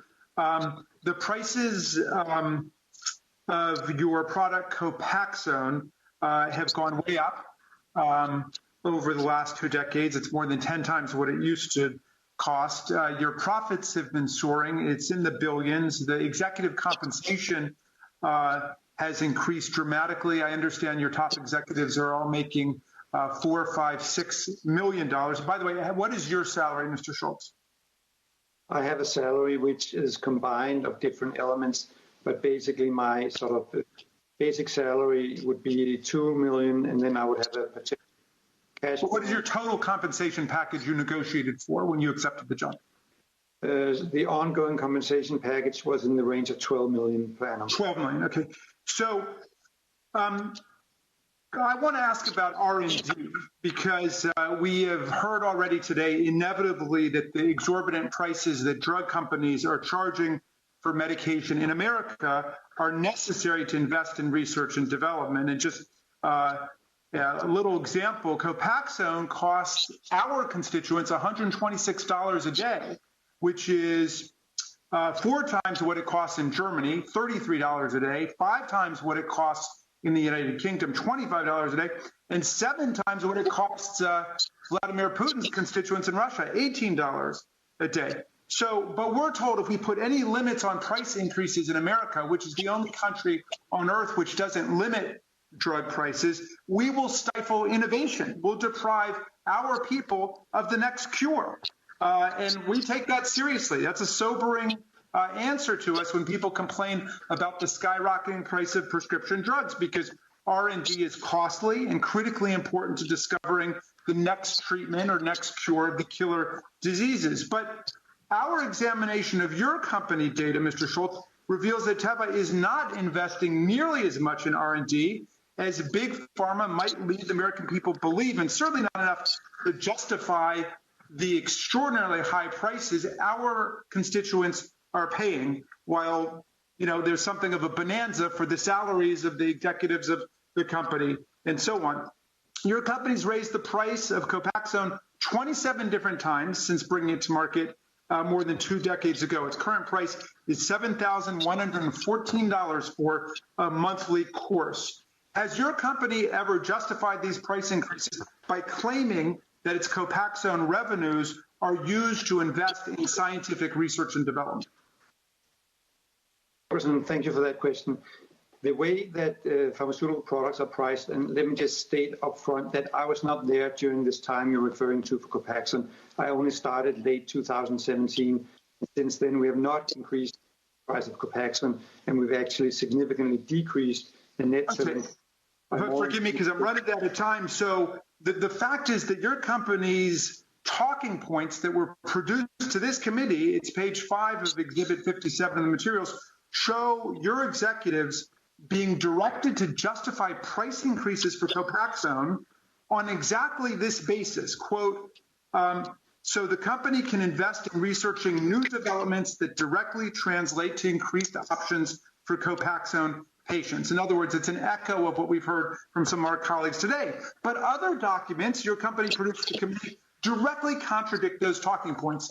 Take a 2016 internal presentation to the board of directors, which indicated that Teva spent the least amount of money on R&D among all major pharmaceutical companies. I want to put that slide on the screen, Madam Chair. It's Exhibit 56. And Mr. Schultz, do you know how much your company has spent on Copaxone R&D compared to what it has made in profits on Copaxone? And I understand that you're relatively new to the company. Yeah, so I wouldn't know the details of that. No, I don't. All right, let me give you the details then. Your company has made more than $34 billion from Copaxone, but it reported to the committee that it has spent 2% of that on R&D expenditures for Copaxone patients. So in direct contradiction to the talking points that we got from your company and that we're hearing today, Teva could not report to the committee a single R&D expenditure that took place after 2015, and yet there have been multiple price increases since 2015. How would you justify that to the kind of patients that we saw on the video at the beginning of our hearing who cannot make ends meet, who are desperate, who are talking about selling their cars, selling their houses, having to move? How can you justify increasing the prices of this desperately needed drug while there have been no investments in scientific research and development while those price increases are being imposed? First of all, as you know, I didn't join the company until the end of 2017. So you don't justify it. You think it was wrong. And have you been brought in to clean house? I've been brought in because the company came into financial trouble for a number of reasons, one of them being the patent expiry of Copaxone and the associated price decline, the other one being having put on a major debt, and that meant that I was brought in to basically restructure the company and reduce costs so that the company could honor its commitments in terms of its financial. So the company got addicted to the gentleman's time has expired. And when there was some competition, the gentleman's time has expired. At that point, it became a crisis. Madam Chair, this is precisely why we need to give the government and Medicare the power to negotiate for lower drug prices, because our patients and our taxpayers are getting ripped off by Big Pharma. I yield back. I agree. Mr. Norman, you are now recognized for questions. Thank you, Mr. Chairman. Ms. Maloney, thank you for holding this hearing. You know, one thing is you hear both sides discuss the problems we face with high drug costs. Here's what we agree on. Miracle drugs that cure cancer, cure a lot of the illnesses we have are of no good if our patients can't afford it. Secondly, I agree that that the price of insulin, as an example, which has been around 100 years or more, that doesn't require any research and development, that ought to be stopped. And the difference, I think, in both in my friends on the other side of the aisle, they look to just government. Let's let government get involved. Now, on our side, you've heard a lot of different testimony about H.R. 19. Let's look at the one thing that helps this great American system thrive is the competition will bring down pricing. So I would ask my friends on the other side of the aisle, H.R. 19, take a look at it. It stops companies from withholding generic drug samples. It stops the exclusivity of products as insulin that has been around for a long time for prices to be hiked up. It stops product hopping where a company will say that they introduce a drug that there's no difference in getting a higher price when the drug does exactly the same thing as the old drug. That's the type thing we ought to be looking at. And I would urge my colleagues on the other aisle to take a look at this. Public disclosure of pricing ought to be highlighted. So I'd urge you to look at H.R. 19. One of the things I'm really interested in is the PBMs. Could any of the panelists, any of our witnesses, go into the effects of pharmacy benefit managers and how it affects the drug prices? Anybody? Congressman, thank you. I'm happy to provide my perspective. First of all, let me say that, as I mentioned earlier, the pricing system in the U.S. is really complex, and I do agree with you that our objective is that every patient that needs one of our medicines has access to it. I agree with you, but it's at an affordable price. Every patient needs it, but if you can't afford it, what good is the drug? I agree with you, and that's why we do everything we can to help patients with affordability programs to be able to afford their medicines. There is one area where we would like to be able to do more, which is to provide patients with Medicare copay assistance that would be extremely helpful for patients that are struggling to afford their out-of-pocket costs. We also support measures such as introducing out-of-pocket caps in Medicare, which would be, again, really helpful to some of the patients that are struggling with our medicines. Specifically to your question on PBMs, PBMs play an important role. At the same time, our concern is that the significant rebates and discounts that the industry provides for some medicines in order to have formulary listing don't make their way to patients at the pharmacy counter.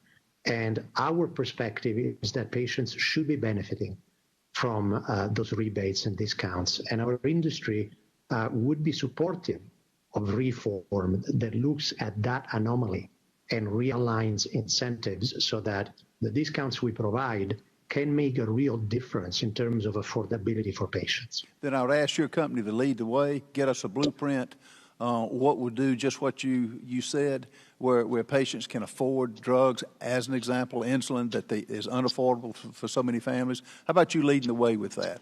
Let me hear from the other witnesses. This is Schultz from Teva. Thank you for that question, Congressman Norman. The PBMs, they play a significant role in that they consolidate and negotiate on behalf of managed care plans and other customers that they have, who again, of course, take care of the patients that are insured under those schemes. And it's correct that over the lifetime of a pharmaceutical product, the rebates typically increase as time goes on and more competition enters into the marketplace. And it's not unnormal to see rebate levels somewhere between, let's say, 25 and 65%. And of course, it matters a lot to patients that the rebates are actually passed on to the patients. And therefore, there has been a lot of debate, and Pharma has also been supporting that the rebate structure could be more transparent than it is today. Transparency. So definitely some work. I'm running out of time. Transparency. Help us do that. Help us see what PBMs negotiate and what they charge the groups that they are selling products to. Help us have more transparency with that. The gentleman's time I has yield back. expired. The gentleman's time has expired. Mr. Mfume, you are now recognized. Thank you very much, Madam Chair. I'm particularly thankful that you are holding this hearing. 5 months ago, I was reelected again to fill this seat, a seat that was previously held by my dear friend of 42 years, Congressman Elijah Cummings, and I appreciate the comments that I've heard earlier with respect to those of you who served with him and miss him like we all do. Congressman Cummings represented Maryland's 7th Congressional District for 23 years, and throughout his time in Congress, he championed a lot of things, but nothing more dedicated than this effort to lower the cost of prescription drugs. In fact, on March the 8th, 2017, Congressman Cummings went to the White House to meet with President Trump about this and to talk about a key piece of legislation that we're here talking about today that would give the federal government the authority to do a number of things, but most of all to drive down the price of prescription drugs. That legislation would guarantee real price reduction on what was then and what continues to be now soaring prices of these drugs. According to his own statement following the meeting that day, Chairman Cummings said the President, quote, seemed enthusiastic about the idea and pledged to work together to pass the legislation. But despite numerous good faith efforts by Chairman Cummings to follow up, President Trump never responded. He abandoned his commitment to work jointly, and he instead issued a statement saying, and I quote, "If the bill were presented today in its current form, he would in fact veto it." So in many respects, we are here today because President Trump failed to fulfill his promise. As a result, seniors and retirees and others continue to face immeasurable suffering simply because they can't afford to buy a pill or to take a shot. Their pain and their suffering can't be quantified, but the collective cost of the greed of Big Pharma can be calculated. Take, for example, the Teva Pharmaceuticals company, of which we've heard from today, and their CEO. A drug, as we all know and has been mentioned, has been used effectively to treat multiple sclerosis. Since 1997, Teva has raised the price of the drug 27 times, to its current price of $5,800 a month. That's nearly 7 times more expensive than it was when it was first introduced. Between 2002 and 2016, Teva's U.S. net sales increased from $411 million to $3.3 billion. So, Mr. Schultz, I'd like to start with you, and I know we're challenged by time here. We're all limited. The good thing is that this hearing will go on for a while. It's my understanding, sir, that Teva negotiates directly with government players like Veterans Affairs. Is that correct? That's correct, sir. And it is also my understanding that Teva does not directly interact with or negotiate with Medicare. Is that correct? We do negotiate with Medicare plans. So the way it works is that we would negotiate with a Medicare plan, which would be run by an insurance company typically. So not directly with Medicare, you could say, but with the Medicare plan represented by an insurance provider. Well, yeah, that's indirectly. So if Teva negotiated directly, which is what I'm asking, would that, in your opinion, lower the cost of Copaxone? Now, that's a very complex question to answer because it could go both ways. And the reason why it could go both ways is that it really depends on the circumstances. How many competitors are there in the market for the drug? How many patients are under that plan that you're discussing? So but Mr. Schultz, in all likelihood, the answer probably would be yes. I think you would agree with that. I mean, otherwise, why even enter to the negotiations? Let's talk about 2013. That year, the average net cost, meaning the cost after discounts that the VA paid for Copaxone was $2,019. Do you know the average paid that same year by Medicare for the drug, sir? No, I don't know that, sir. It was $4,200, twice as much. So that's quite a difference in a drug going to 2 different agencies within the government simply because the government prohibits one of the agencies from not negotiating at all. My time is just about expired, sir, but can you give us, in your opinion, since you've been with the company now for the last 36 months, what do you suggest we do at this particular point in time as a legislative body, and what do you suggest Americans do whose hands are tied and who need the drug? The gentleman's time has expired, but Mr. Schultz may answer the question, please. Thank you very much, Chairwoman. So I'll need to give you 2 different answers because there are 2 parts of your question. The first part is what do I suggest that could be done to the U.S. healthcare system? Now, this is a very difficult question about a very complex system, which is a huge organism, as we just saw, with many, many different players taking part in it. What is important is, of course, to secure innovation and secure access. I think we can all agree to that. But I also think it's important to try and make the system slightly less complicated because it's very difficult, even for pharmaceutical manufacturers, we are, to see through the system and understand what is actually happening. And one of the reasons why you might see, you would say, more preferential access in direct negotiations, as you saw with the VA, is also because they offer a very simple model. They will offer and say, okay, we will buy X million of X doses of something, And then, of course, just like if you go to a big store that sells 1,000 pieces at a time, you get a cheaper price than if you buy it one at a time. So the whole complexity of the system is a part of what is driving overall cost, where some other healthcare systems are less complex. So that's one element. The other element to your question is, what about Copaxone right now? And there, I'm sorry that I have to repeat myself, but the price of Copaxone has collapsed. The revenues of Copaxone for Teva Pharmaceuticals has collapsed.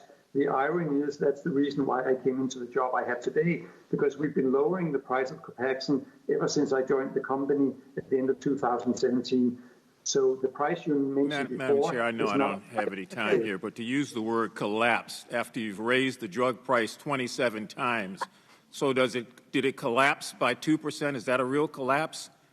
I think we ought to be careful with the way we use wording here, and to suggest to the American public, after you've raised the price 27 times, that it collapsed is a little bit misleading. I yield back, Madam Chair. Mr. Keller, you are now recognized for questions.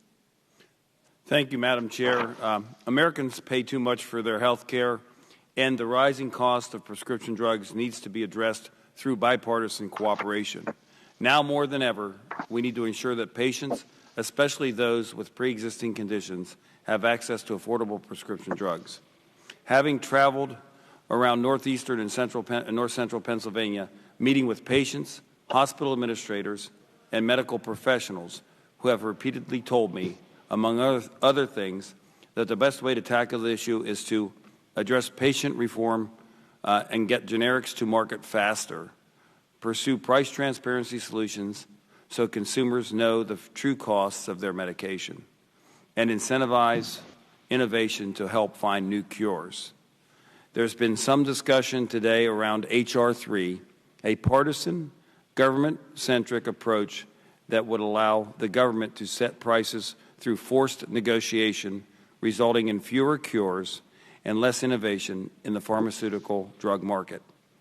And ignoring the good bipartisan work done on this issue that would make significant progress toward lowering drug prices, H.R. 19, the Lower Costs, More Cures Act, introduced by Energy and Commerce Committee Ranking Member Walden, would improve price transparency so that patients can have access to more of information and shop the marketplace as a true consumer, get generics to market faster, and encourage innovation, instead of stifling it as H.R. 3 does. I do have a question for Dr. Caforio. Some of my colleagues in Congress support moving towards socialized medicine. Can you speak to the effects of socialized medicine on the pursuit of medical innovations such as Revlimid and other drugs designed to treat cancer?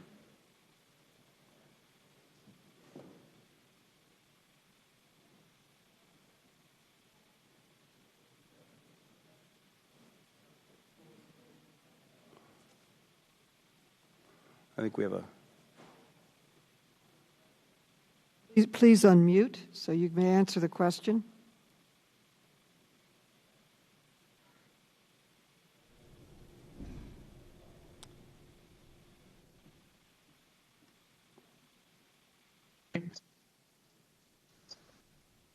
Yes, Congressman, can you hear me?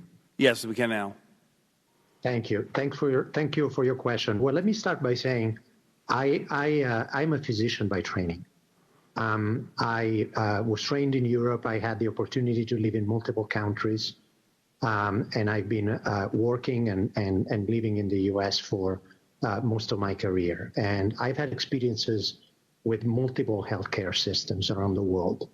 And access to new medicines for patients is the #1 priority. I want to emphasize that when we develop and introduce a new cancer medicine in the United States, that is available to patients immediately. And of course, we need to work to make sure it is affordable to some of the patients that are struggling today. I do have experience with countries where there is a significant delay with new patients having access to medicines. I can tell you that one of my experiences is in multiple myeloma, where innovative cancer medicines have increased the survival of patients with multiple myeloma after 5 years from 10% to over 50% in the last 10 years. And I do know that the medicines that are responsible for this improvement are still not available in more than one country around the world. And so I think our objective should be to address the challenges that exist with the affordability of medicines for patients in the US. Of course, we must be working together to make sure that no patient has the experience we heard earlier this morning. But it is absolutely essential that we continue to reward innovation and that we are able to provide a new medicine when it is available to every patient immediately. Thank you. I appreciate that. I've heard several times during the hearing this morning that the pricing system in the United States is very complex. And my colleague from Texas, Representative Cloud, had a chart that showed the many different parts of the system, from manufacturers to the PBMs and so on. And the people I see in the room today, you're just one part of the entire system, from manufacturing the drugs or producing the drugs to getting it to the patient. None of the witnesses, none of you witnesses with us today have any other role other than being the manufacturer of the drugs? Is that correct? That's correct.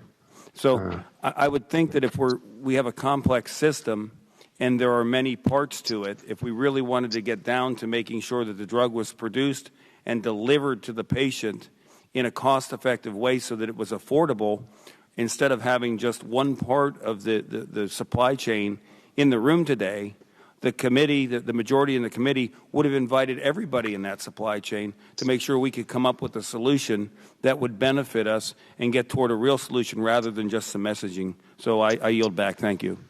The gentleman's time has expired. The chair recognizes Mrs. Wasserman Schultz. You are now recognized for questions. Thank you, Madam Chair. Encouraging generic competition is crucial to ensuring that brand name drugs become more affordable. But some drug companies have resorted to exploitative tactics that delay generic competition. Representative, would you turn your video on so we can see you? By law, we have to have your video on as you speak. Thank you. Video is on. At least on my end, my video is. Right, can you see me now? Yes, we can see you now. Thank you. Okay. All right. Let me begin again. Encouraging generic competition is crucial to ensuring that brand name drugs become more affordable. But some drug companies have resorted to exploitative tactics that delay generic competition, which in turn keeps drugs high for patients. Mr. Alles, I'd like to ask you a few questions about Celgene's use of its safety program as it relates to Revlimid, the oral chemotherapy treatment. As a breast cancer survivor, the high cost of cancer treatment is very personal to me. A risk evaluation and mitigation strategy, or Rems, is an FDA-required program that ensures that high-risk drugs are used safely. Mr. Alles, I'm sure you're familiar with this program and that manufacturers are not allowed to use Rems to impede generic manufacturers' applications to FDA. Is that right? Mr. Alles? Madam Chair? Mr. Alles, please unmute and answer the question. I did hear the question, and you are correct, Congresswoman. Okay. FDA requires Celgene to implement a Rems safety program for Revlimid due to its risk for use by pregnant women. As a mother of three, this is something that I can certainly appreciate, and still, I think it's important to understand implementing this program for its intended purpose. This program is supposed to be to protect patient safety. Correct, Mr. Alles? That is the goal of the program, yes. Okay. And Mr. Alles, did Celgene also view the Rems program as a way to delay generic entrants? We did not. As I said in my prepared testimony, we did offer to sell and would sell samples of our products to generics once they agreed to our comments on safety standards and an indemnification process. Thank you. Let's take a look at a slide from a Celgene internal presentation about its Rems program. This is Exhibit 11. The second key discussion point. Celgene viewed the program as useful for the, quote, prevention of generic encroachment. Mr. Alles, prevention of generic encroachment just means to delay generic competition. There's just no other way to read that. So I'll ask you again. Did Celgene use its Rems program to try to prevent generic competition, yes or no? And you're looking at a document whose definition, prevention of generic encroachment, would seem to be exactly that. I see the slide and I understand some of the words, but I don't know the context. And what I can say is that a generic manufacturer would need to replicate the exact same standard in the branded version of the Rems program. So as long as the generic with their abbreviated application would in fact meet that same rigorous standard, then yes, it would be approved. Thank you for clearing that time. According to the FDA, Celgene's Rems program delayed 14 generic manufacturers from purchasing enough samples of Revlimid to obtain FDA approval. And while these samples were eventually provided, an expert analysis estimated that the delay cost consumers as much as $637 million. Who knows how many cancer patients skipped, split, or rationed medications because you were able to keep competitors at bay and prices high with these anti-competitive tactics? Isn't it also true that Celgene even tried to obtain usage of safety Isn't it also true that Celgene even tried to obtain additional patents on the Rems program itself? I'll begin with the second question, Congresswoman. And in fact, we listed, pursuant to statute and regulations, a patent on the Rems program that we created in conjunction with the FDA for the safe distribution of medicines that one dose in a pregnant female would lead to severe birth defects. No. So we did patent that pursuant to regulation. Reclaiming my time, the FDA very specifically said that they did not think that providing samples to generic manufacturers would create a safety concern. And you very clearly, in the company's own presentation, define generic encroachment as a key goal. There's anyone with common sense understands that generic encroachment meant that you were trying to block other generic companies from being able to get access to develop the drug. Thankfully, Congress has acted to address any appropriate usage of safety programs through the CREATES Act last year. But this example demonstrates how drug companies will continue to exploit loopholes unless and until Congress acts to close them, regardless of whether these strategies inflate the cost of medication for people living with cancer. And that is exactly what your heinous policies that your company has followed has allowed. It's unacceptable. It's offensive to me as a cancer survivor. And I really strongly suggest that you take back to your company the things that have come to light here and rethink the way you handle the process of approving generic competitors to access the materials they need to produce their drug. Thank you, Madam Chair. I yield back.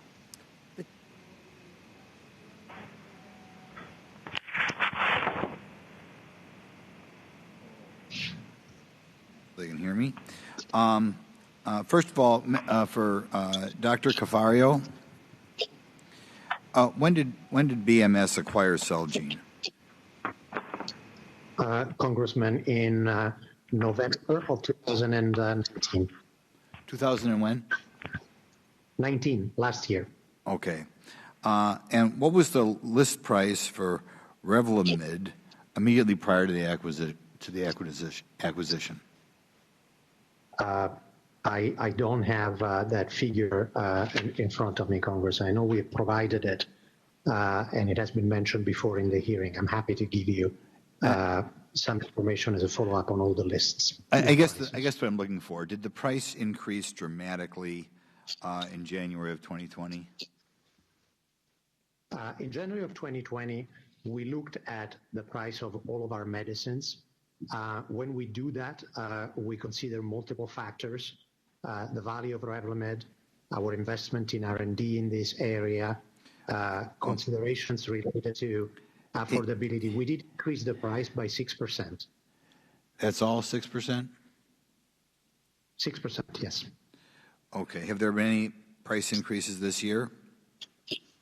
That was the one price increase. Our practice has been since 2018 to limit price increases to only those medicines where we have active and significant clinical research programs ongoing, limited to 6%. And when you look at the net price of our total portfolio in the U.S., since 2018, it has been flat. Okay. Mr. Schultz, I have a question for you. As I understand it, Teva entered into an agreement with Amgen, which appears to be a pay-for-delay sort of contract. Is that accurate? I really wouldn't know. If it happened, it must have happened way before I joined the company. I'm sorry. Was there a payment made to delay the introduction of a generic? No, I'm not aware of that, but it's an allegation which I guess is linked to the period before I joined the company, so I don't know anything about it. Okay, so you don't know for sure whether there was such an agreement or not? No, I'm sorry, I don't. Okay, that's almost incredible, but okay. I'll come back to Mr. Caforio. Is there generic competition for Revlimid currently on the market? Congressman, there is not, because Revlimid is still protected by patents until 2027, so its exclusivity has not expired.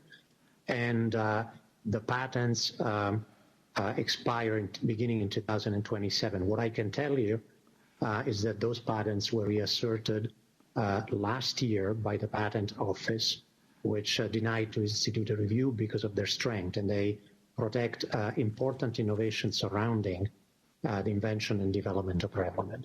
There will be patents of Revlimid, there will be generics of Revlimid in the next few years, beginning in 2022. Some critics have said that Revlimid is essentially the same as a drug called thalidomide. Can you tell us, is essentially the same or not? Congressman, that's not my understanding. Revlimid is a completely different medicine that Celgene developed with a 14-year program that started synthesizing hundreds of compounds. It is belongs to the same class as other medicines, but as it always happens in our industry, every new medicine is developed as a new medicine. It has a different safety profile. It is a different efficacy profile. It has clearly advanced the treatment of multiple myeloma. It is an independent medicine. Okay, I'll give you a more broad question here before I run out of time. Right now, it seems to me from what we see on the internet that in the United States per capita, we pay about 50% more for pharmaceuticals than Canada, Japan, or Germany, and about twice as much as Italy and Ireland. To what do you attribute that? It's kind of a dramatic difference. Well, Congressman, the difference comes from the fact that innovation is recognized and rewarded in the United States. And this is the reason why the innovation-based industry is primarily a U.S. industry, and much of the research we do takes place in the U.S. Medicines are readily available to many patients in the U.S. I can tell you in the case of Bristol Myers Squibb, we invest almost $10 billion a year as a U.S. company in research and development. There are 13,000 dedicated scientists that work at the company, and the reward of innovation for us is really important in order to continue to fund R&D. We are discussing multiple myeloma, where Revlimid has made a very big difference for patients. At the same time, in the next 3 years, we will invest more than $2 billion in the development of the next generation of multiple myeloma medicines, and some of them represent extraordinary innovation. And the reason why we can do that is because we have a system that rewards innovation, and that system is one we should be working together on to make sure that it also... The gentleman's time has expired. Okay, thank you. Thank you. I now recognize Mr. Sarbanes. You're now recognized for questions. Mr. Sarbanes. Thank you, Madam Chair. Can you hear me okay? We can hear you and we can see you. Thank you. Thanks for the hearing. I want to echo those who indicated that we sorely miss Chairman Cummings on this issue. He was He was a bulldog. He never let go. And unfortunately, the president talked a good game. He huffed and puffed about how he was going to take on the pharmaceutical industry, but in the end, it turned out he was weak-kneed. He ended up being a pushover. He caved to the industry, and we know that Elijah Cummings wouldn't have done that, and not doing that either, Chairwoman Maloney. So thank you for calling this hearing. I wanted to just take a moment to address an argument that we heard articulated today by these companies, which is that the pharmacy benefit managers are the ones responsible for these rising drug prices. And look, there's no love lost between me and the PBMs.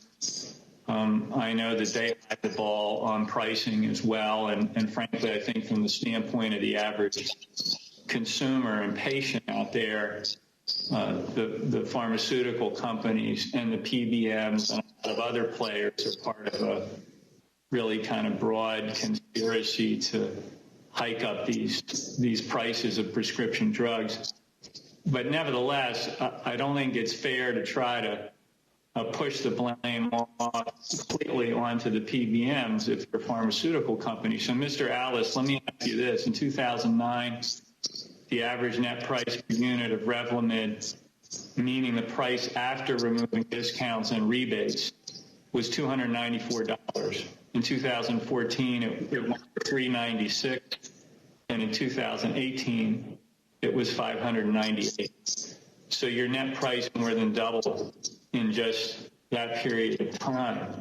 Is it fair to say that Revlimid's price increased at a faster rate than any discounts or rebates provided to PBMs or to others in the supply chain?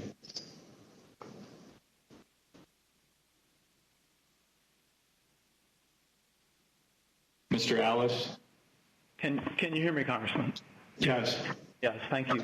I don't have the numbers in front of me, but I trust that the numbers that you provided are accurate, and it would represent a rapid increase in the net price as you described. Revlimid is a unique molecule, as you've heard from Dr. Caforio, in the treatment of rare blood cancers. And in the marketplace, the use of discounting or other contracts or work with PBM was really not required. It's such a specialty cancer drug for this orphan disease, which affects on average about 50,000 patients a year in the United States. The incidence of new cases of about 25 to 30,000 a year.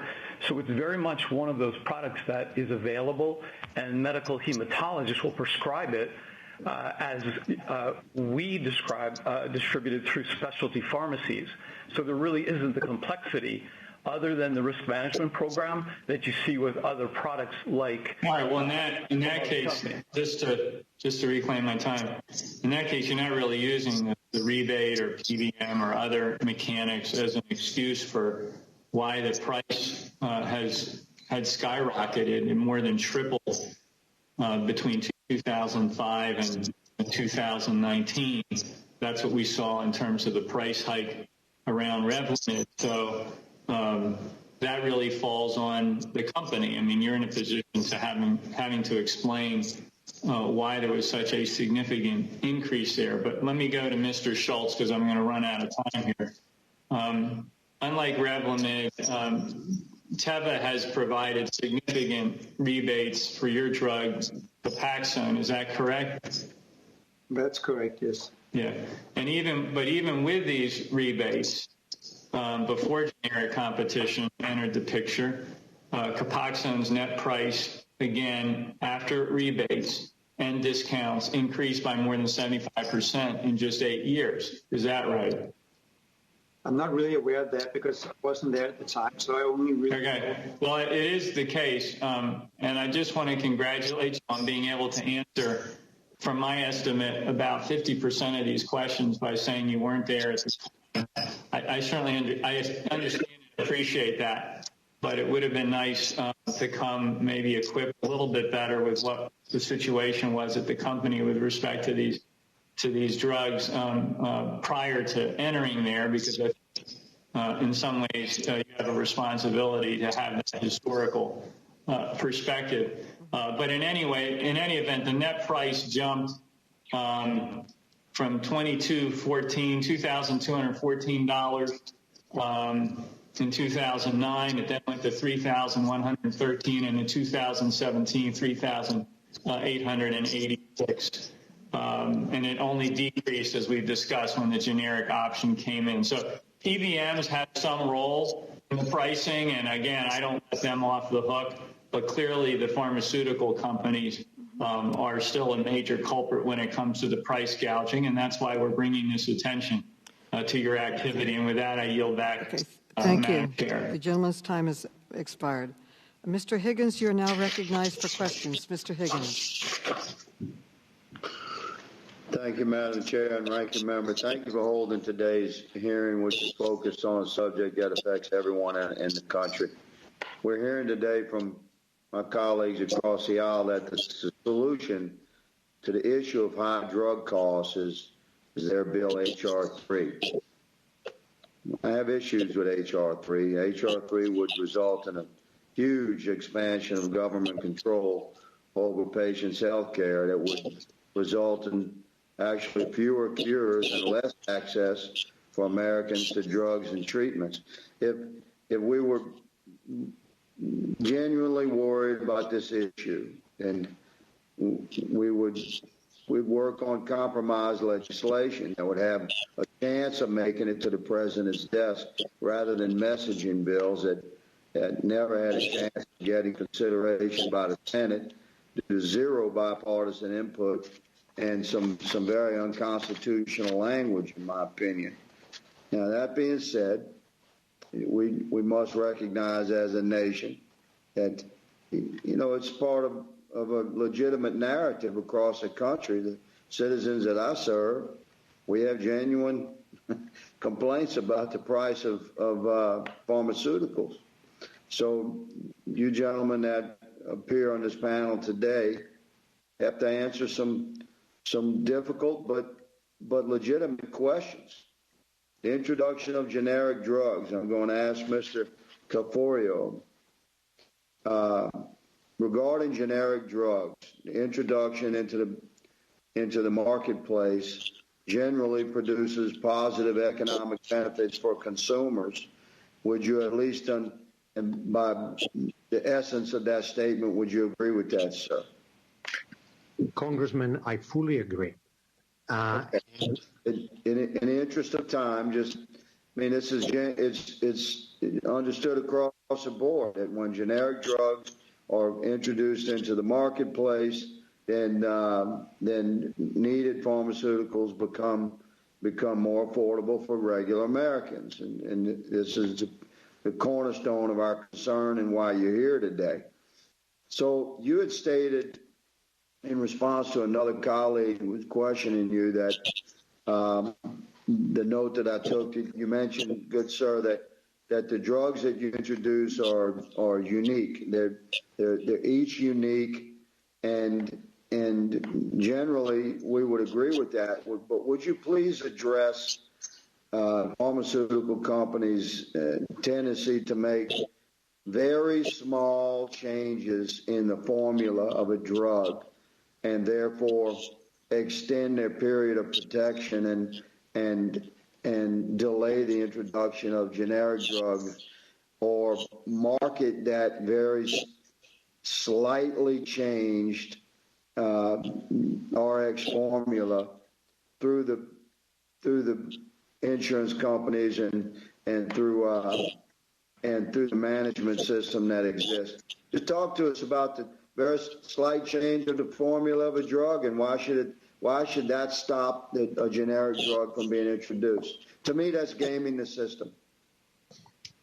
Thank you, Congressman. Let me just start by saying that our policy is to patent meaningful innovations, and our patents reflect meaningful and important innovations. In many cases, it's about new diseases, new treatments. In some cases, it's about new dosing, the use of different manufacturing technologies. But our approach is to patent meaningful innovation that is beneficial for patients.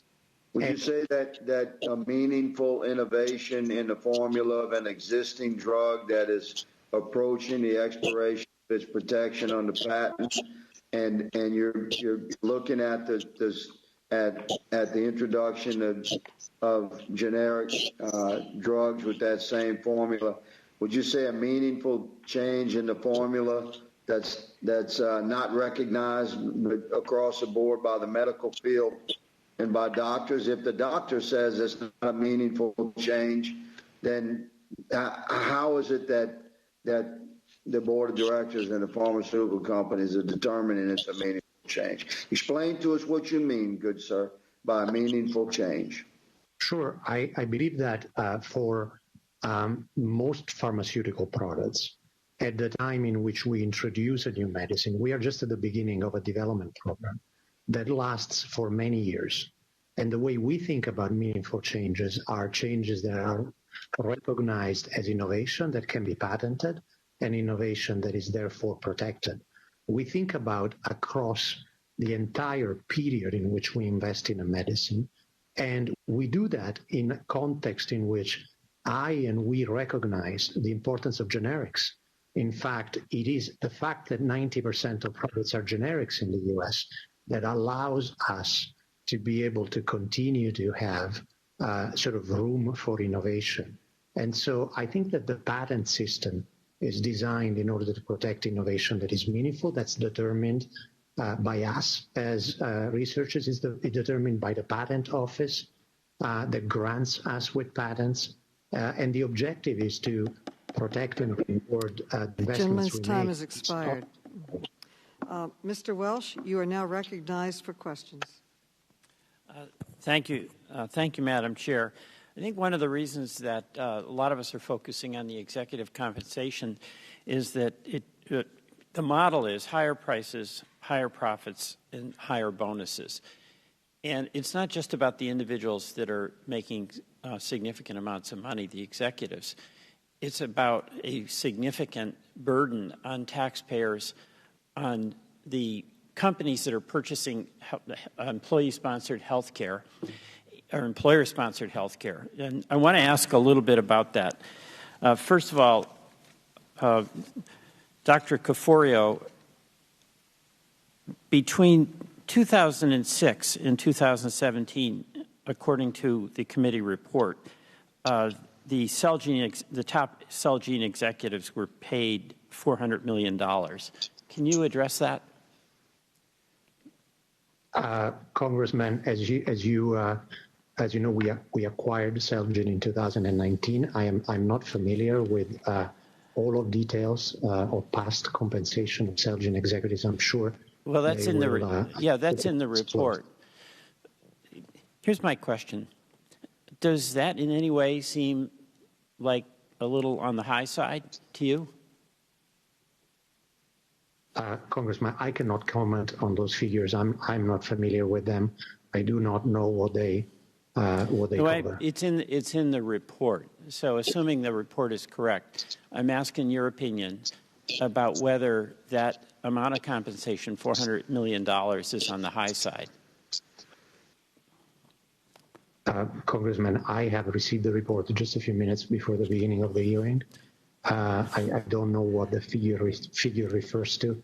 That would have been a decision of the board of directors of Celgene, and it's really not a topic I'm familiar with. All right. Well, it is I'm telling you, first of all, what is in the report. So it is $400 million during that period of time. Executive pay at Teva between 2012 and 2017 was $119 million. Now, sales of your product, Remlevit, have increased as a result of the Medicare Part D program, correct? Sales of Revlimid have increased for a number of reasons. The primary reason is the number of indications and diseases the product is used for. But you're familiar with Medicare Part D. That is a benefit to seniors and then enables them through the government to purchase that product, correct? Absolutely. Yeah, and the price of one pill is about $719. Is that correct? I'm sure it is correct. Yes, Congressman. Well, let me go to Mr. Alles. Is it true that Celgene raised the price of Revlimid 23 times after it was brought to market in 2005, including as many as 3 times in 1 year? I will agree that the prices has gone up in the 20-time range, Congressman. I don't have the number in front of me, but specific to 2017, I do recall that there were 3 price increases that year, yes. Okay, and Dr. Caforio, Bristol Myers Squibb increased the price of Revlimid again after acquiring Celgene, correct?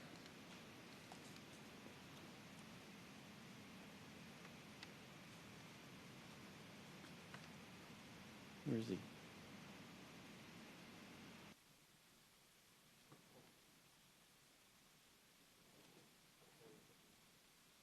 Mr. Caforio, would you unmute yourself and answer the question?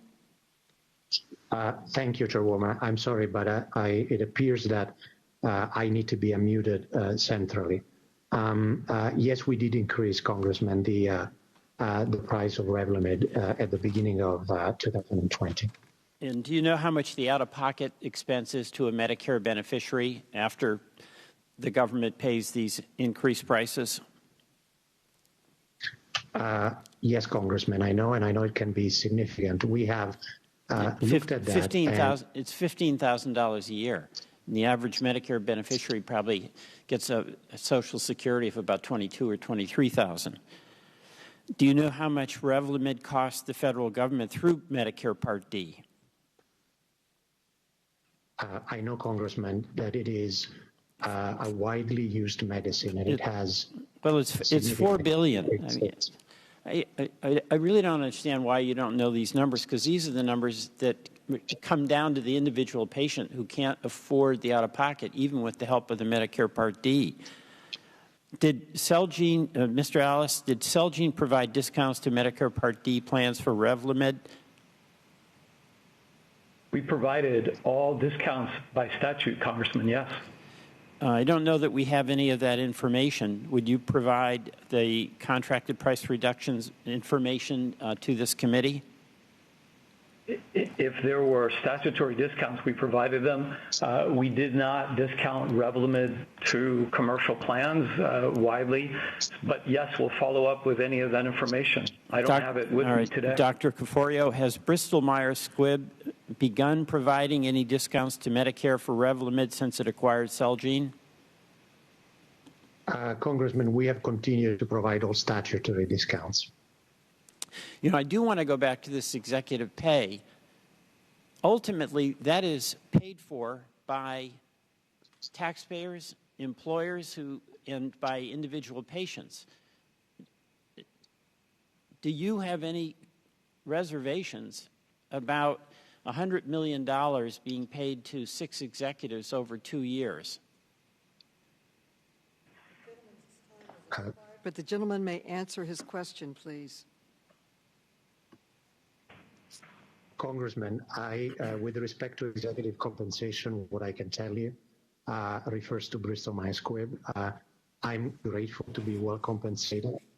The decisions about our compensation are made by our board of directors, and whether it's about our executives or any employee in our company, they're really structured in a way that looks at compensation across our industry and other industry, and creates the conditions for us to be able to attract and develop talent in the company.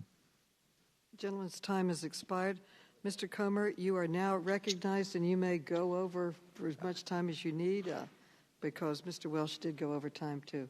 Thank you. Thank you, Madam Chair. And I don't believe we can have a credible hearing on unsustainable drug prices without mentioning PBMs. I know a few people have mentioned that today, but PBMs are unnecessary levels of bureaucracy, which, according to every independent pharmacy in my congressional district, have no rhyme or reason for the bills they send to the pharmacies. I think that's something that this committee needs to look into, and I hope, Madam Chair, moving forward, that's an area where we can have bipartisan agreement in exploring what role they play in unsustainable drug prices. But we're talking about drug prices, and obviously it's a concern for all of our constituents, regardless of who we represent. But our constituents also rely on new treatments and cures being developed. Now, today's witnesses represent two sides of this debate. Teva is the world's largest manufacturer of generic, and Bristol Myers Squibb is one of the largest brand name manufacturers. So I would like to ask Dr. Caforio and Mr. Schultz the same question. How do we balance these two objectives? And Dr. Caforio, with representing Bristol Myers Squibb, you can go first. Thank you, Congressman. I think that balancing the two objectives of continuing to invest in research and development and bringing new treatments and cures to patients with the need to ensure that medicines are affordable to patients is really important. And I would say the most important part of my answer is that I do agree that our system requires change. And I know that Bristol Myers Squibb and the industry is really open to working with this committee, with Congress, with the administration to find ways of evolving our system to become less complex and help patients more. It is possible to find that balance, and there are some measures we could take immediately, allowing companies to provide Medicare patients with support, financial support for their copay would be helpful to patients. That could be done very rapidly. Similarly, introducing an out-of-pocket cap in Medicare would alleviate a lot of the burden that exists today in patients. Ultimately, I think we need to work together to think about how the system evolves to account for the speed at which innovation is happening. Mr. Schultz, from a generic manufacturer standpoint, how would you answer that? Mr. Comer, thanks for the question. I'd like to give a slightly broad answer. I apologize if it takes a little while. So I think the system basically works well, and you can judge that from the fact that most of the innovation in modern pharmaceuticals really takes place in the United States. And a lot of new medications have been introduced over the last, let's say, 40 years due to this system. And of course, the system basically rewards innovation by granting patents, which means that for a period of time, the pricing is not the normal competition where everybody can just join.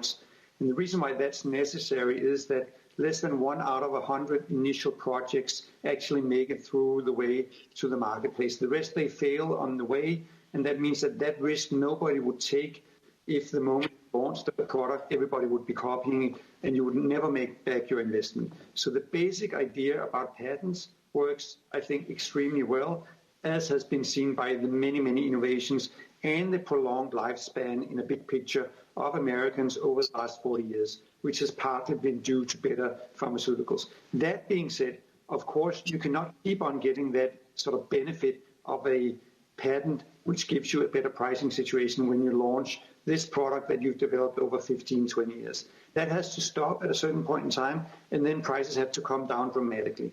I'm happy to report that the generic industry does work very well. It provides high-quality medication based on the initial innovations, and it provides these products at a high quality and at a fraction of the price. And when I talked about very dramatic price reductions, I think that is really the case, because most of the generics in the United States today, they probably have a net price, which is less than 10% of the list price of the originator. So a price drop of more than 90%, that is substantial. The system also basically works. We saw a graph earlier today of how the total pricing is actually bending downwards in the United States. Now, that's a combination of competition on innovative drugs, but also of the competition from generic drugs, because every time a new drug enters the market, of course, it has some benefits, but the benefits have to be seen in relationship to the pricing. And therefore, the presence of many high-quality generic product in the marketplace is a part of balancing the whole market. Right. So I believe in a free market where... Mr. Schultz, let me interrupt and ask you this because we're on a clock here and I've gone over a little bit. What is an adequate amount of time for a brand name company who invents and gets a patent on a new drug? What's an adequate amount of time, in your opinion, for the patent to exist before generic manufacturers can come in there, recognizing the fact that obviously the brand name companies spend a lot of money on research and development. We've all gone over that. But from your standpoint, what's an adequate amount of time before the generics can come in the marketplace? Real briefly. Thank you, Mr. Comer. I believe that the current patent legislation in the United States gives a fair amount of time for the original innovation and for the original patent, and thereby a fair premium for the innovation. I think the issue is that sometimes, I'm not saying in any way that any of the companies present today would ever do that, but some companies have been seen to make, you could say, a lot of patents which are not that substantial. And they have then had to be challenged. That's part of the generic business model, that we have to challenge these many patents that are often not really living up to the innovation standard that should be in a patent. And then those patents eventually get revoked or turned down, and then the generic can launch. So you could argue that somehow it's not the original patent that's the problem. It's not the patent life of the original patent, but it's sometimes the sort of exuberance of many surrounding minor patents that really do not have the innovation in them that they ought to have. And then that's maybe something you could say that could be looked at more holistically to avoid that you get so many patents around a product that it delays the generic competition. Thank you, Madam Chair. My time's expired, but I look forward to working with you on this issue moving forward. I certainly hope we can examine the PBMs and every other factor that contributes to skyrocketing drug prices for our constituents. I look forward to working with you. Congresswoman Spire, you are now recognized for questions. Thank you, Madam Chair, and thank you for hosting this hearing, and to our three panelists. Let me start off by saying that what you do is remarkable. You're saving lives with these innovative drugs.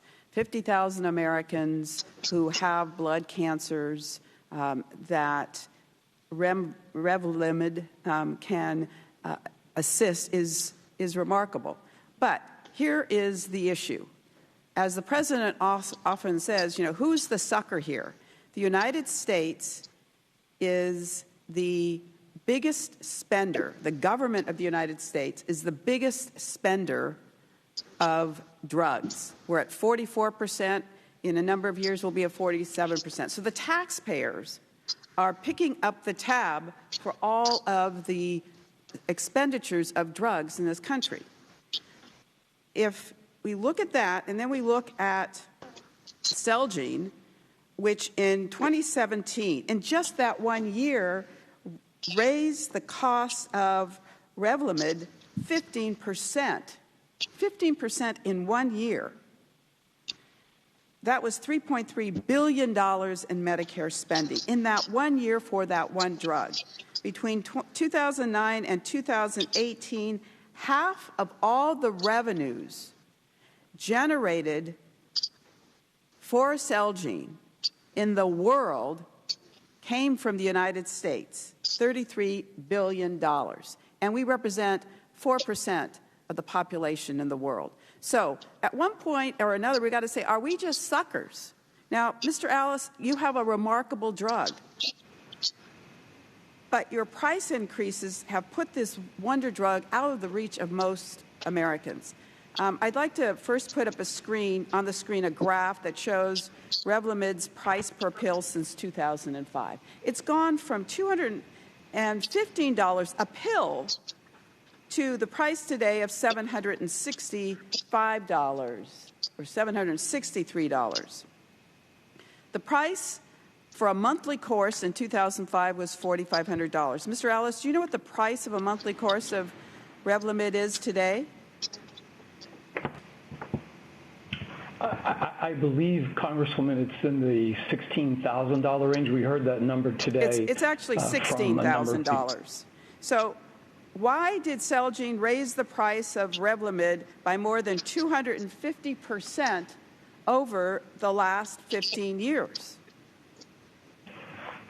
During that same period, Congresswoman, the portfolio of Celgene drugs grew from 2 medicines.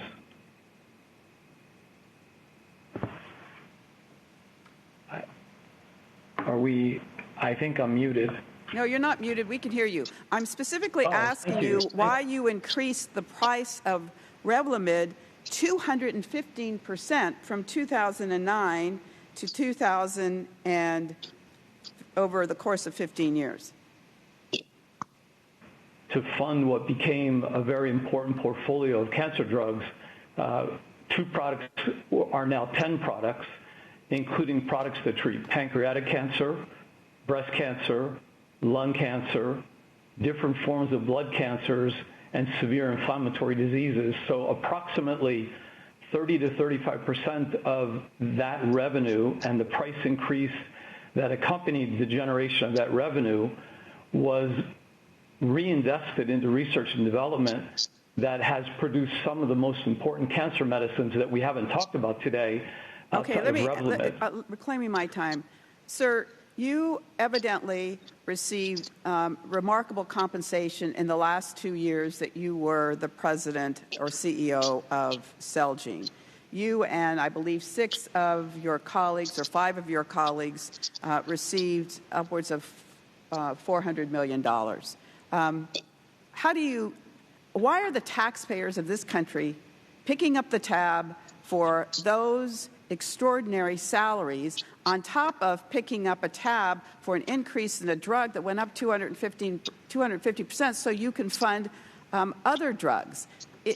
At some point, the federal government cannot be the ultimate sucker here.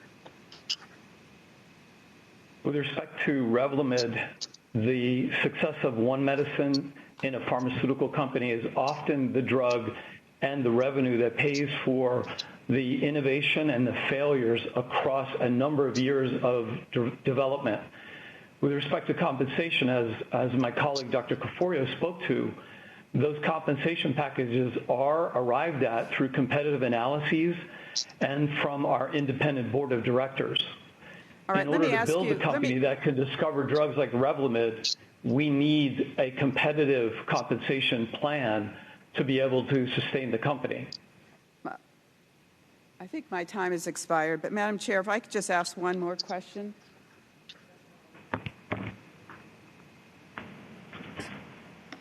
One more question. I want to know what each of you are willing to do to bring down the cost of drugs to the U.S. taxpayer. May I go first? Of course. Thank you.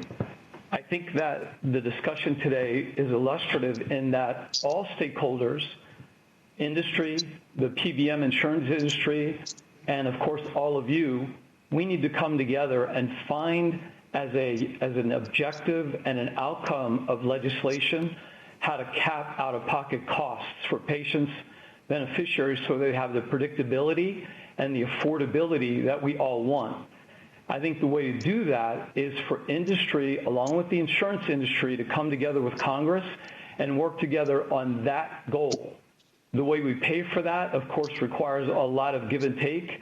But if that was the goal of H.R. 19 and H.R. 3, I think we would really be helping the American consumer and the American taxpayer. Congresswoman, from my perspective, I would like to commit to 2 things. First of all, working with the committee to understand how we can evolve policy in a way that is more helpful to patients. Specifically, I am supportive, as I have mentioned before, of a company like ours to provide financial assistance to patients in Medicare to support them with their copay and out-of-pocket exposure, if that will be possible in the future. It's not possible today. I am supportive of working on the establishment of an out-of-pocket cap in Medicare as well. Thank you. Yield back. And thank you. Okay. Schultz. So from Teva Pharmaceuticals, we would be committed in the future and continue to be committed to two main things. The number one thing is to ensure that we remain the leaders in generics in the United States and keep on supporting patients by always developing and launching generics or biosimilar versions of originator drugs so that they can become accessible and affordable for all Americans. Besides that, we would also love to work with the committee on increasing transparency and reducing pay by patients in the different channels, be it Medicaid, Medicare, or the managed care segments. Thank you. Thank you. We now recognize Congresswoman Lawrence. You're now recognized. Thank you, Madam Chair. I would like to ask a question to Mr. Caforio. In July of 2018, Celgene announced a pricing policy that would limit the price increases to, and I quote, no more than once a year at a level no greater than the Centers for Medicare and Medicaid Services projected increases in the national health expenditures of the year. So my question, Dr. Caforio, in the beginning of this year, Bristol Myers raised the list price of Revlimid to $763 per pill, and that was a 6% increase. The projected increase in the National Health Association for 2020 was 5.4.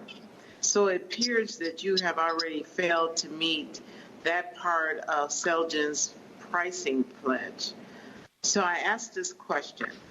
Has Bristol Myers Squibb committed to not taking any further price increases for Revlimid this year? And Congresswoman, we will not take additional price increases for Revlimid this year. Our practice has been to look at a number of factors and limit price increases in our medicines to a maximum of 6% and only to those medicines where we have active research and development program ongoing. And that practice has resulted in our net price for the total portfolio of our medicines in the United States since 2018 to be flat. So my question to my colleagues and to you, Doctor, is do we need to set some regulations on R&D? Because it seems like that's the invisible line, how the industry defines R&D, what we see as lay people on the other side trying to protect the American public, because a drug that is not changing, how are you increasing it, saying it's R&D, when it's been approved, the trials have been done, and you are selling it? So where is this R&D increase? And my question will be, will you commit here today to stop raising the price moving forward of Revlimid? So, Congresswoman, there are two important considerations with respect to R&D. First of all, and importantly, when a medicine is first approved and introduced in the marketplace, it's often the beginning of a research and development process. In fact, we heard today that Revlimid was approved in 2005, and it was approved for 3 indications in a different disease. Research continued, and it's only thanks to research that happened later that we discovered its role in treating multiple myeloma. The last indication for Revlimid was approved last year for a form of lymphoma, where it wasn't approved before. I think what's most importantly is that the research and development expenses we have, the investments we make, are actually directed at the totality of our portfolio. And 90% of the programs we work on will not work And so when we think about research and development choices and the research and development investments we make, they're really directed at the total of our science. As I mentioned earlier, in multiple myeloma, we are currently investigating 13 new medicines that will take what Revlimid has accomplished and take it one step further. And we have plans to invest over $2 billion in the next 3 years in new medicines for multiple myeloma beyond the Revlimid. So that's our strategy. That's the way we think about research and development. So this is where the confusion comes in. So if you're testing other medicines, if they are implemented, you will charge that R&D to that. So how does that R&D cost get placed on Revlimid? And what I need to know, does that mean that this medicine will continuously keep moving up and increasing in cost, although you will, if you implement another drug, you're going to tap onto that drug the R&D cost? So it seems like double dipping here. And that's the part I'm so frustrated with, and I don't understand, sir. Yeah, yes, Congressman, I'm happy to provide my perspective. What I know is that of the new medicines in development that I described, many will not work and will never be approved by the FDA because this is the nature of our business. The gentlewoman's time has expired. He may answer her question, but your time has expired. Okay. Does that mean that the drugs that you're testing that failed, that you put it on an existing drug to cover the cost of that? Is that what you're saying?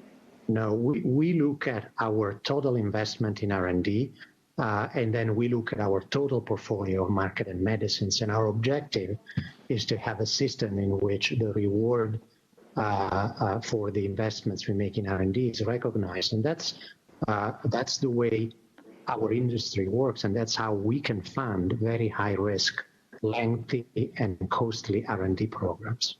The gentlewoman's time has expired. We need change, Madam Chair. Okay. Thank you. Thank you. Mr. Gomez, you are now recognized for questions. Mr. Gomez. Thank you, Madam Chair. I want to go back to the issue of patent protection. I think everybody recognizes the development of new formulation of existing drugs can improve patient outcomes and expand treatment options. But we've also seen that drug companies use newer versions of the same drug to extend their monopoly pricing power. I mean, the gentleman from Louisiana even was asking questions about it, and he's not considered a liberal by any stretch of the imagination. And monopoly pricing power was also a key focus of the USMCA negotiations. I was one of the 8 negotiators from the Democrat side to negotiate with the White House. And we successfully eliminated the 10-year guarantee of market exclusivity for biologics, which would enshrine these monopoly prices that companies often seek to extend in perpetuity. And we actually turned it into one of the most progressive trade deals in the history of this country. And it passed 385 to 41 in the House, Republicans and Democrats, 89 to 10. So this issue is a big issue. So I want to ask Mr. Schultz. I would like to ask you a few questions about Teva's decision to develop and launch the 40-milligram version of Copaxone. Unlike the original 20-milligram version, which was taken daily, Copaxone's 40-milligram is taken 3 times a week. Teva originally tried to develop a daily 40-milligram version of Copaxone. However, studies showed no difference in efficacy between the daily 20-milligram dose and the daily 40-milligram dose. Is that correct? I wasn't really part of that development. It was way before my time. Okay. There's actually a press. So I'm reclaiming my time. It's a yes or no question. It's actually yes, right? Because Teva issued a press release, and if you need a copy of it, we can send it to you. After these findings, Teva began to develop a 40-milligram dose to be taken 3 times a week. But the documents reviewed by the committee suggest that many of Teva's own scientists opposed pursuing this research. One scientist reported that members of the company's Innovative Research and Development Division were, quote, strongly against the study since they had no scientific rationale/value. This is Exhibit 47 in your materials. The same scientist noted that the company's lifecycle management team was aware of and even agreed with the scientists' concerns, but thought that, quote, such a study has its business value. Mr. Schultz, the lifecycle management team is on the business side of the company, isn't it? No, I'm not aware of what that situation was. No, I'm not asking about that. I'm asking the life cycle management team is on the business side of your company, correct? Not necessarily, no. Typically, life cycle management is taking part of the R&D organization. So the life cycle projects would typically be organized within the R&D organization. But I'm not aware of the specific exhibit you're referring to. Okay, one of the we'll get you the exhibit as well. When a marketing team later analyzed the new dose in 2010, they highlighted that it would result in, quote, pan protection extension and be a, quote, barrier to generic entrance. This exhibit is Exhibit 50 in your materials. We should get that one to you as well. These documents show that Teva executives viewed the new 40 milligram dose as a way to extend Teva's monopoly in the market. The market analysis also noted that the 40 milligram dose provided no scientific advantage over the 20 milligram dose. Teva has claimed that it developed the 40 milligram dose because it's more convenient for patients than the daily 20 milligram dose. And you described Copaxone as one of the best examples of Teva's dedication to innovation and research and patient support in your written testimony. But documents produced by the committee show that Teva's decided against researching the efficacy of administering the 40 milligram drug once per week, which would have been more convenient, right? Less frequent, more convenient. That's basically how it goes. Mr. Caforio, earlier you said when you were getting questioned, meaningful innovation. Do you believe it's meaningful innovation when there's no scientific improvement in the dosage? Is it a meaningful innovation to do it 3 times a week? I don't know Copaxone and the issue you're referring to. I take back my time because Teva's internal documents show that Teva's CEO at the time worried it would lead to patients to take 2 injections of a cheaper generic version of Copaxone's 20 milligram rather than Teva's Copaxone's 40 milligram. I'm assuming, Mr. Schultz, you're going to say I wasn't aware of that, so I'm not even going to bother asking you. You might as well get off the screen. So in summary, you guys, all you were doing was trying to find a way to extend the patent protection of a particular drug. That's all you were doing, not based on that it was going to improve the outcomes for patients. It was just going to improve the outcomes for your bottom line for the long term, right? Even your scientists said don't do it, and because it doesn't improve the outcomes. And if you had a choice to make it more convenient, you chose not to follow up on that study to make it once a week, right? Once a week injection is more convenient than 3 times or daily. So that's the problem, that nobody believes the fact that you're trying to improve the outcomes for patients. They believe that you're trying to improve your bottom line, and you're undermining not only your own business, but you're undermining the American public's confidence that when they take a drug, and they pay more for it, it's actually going to be beneficial. The gentleman's time has expired, but you may respond if anyone would like to respond to his questioning.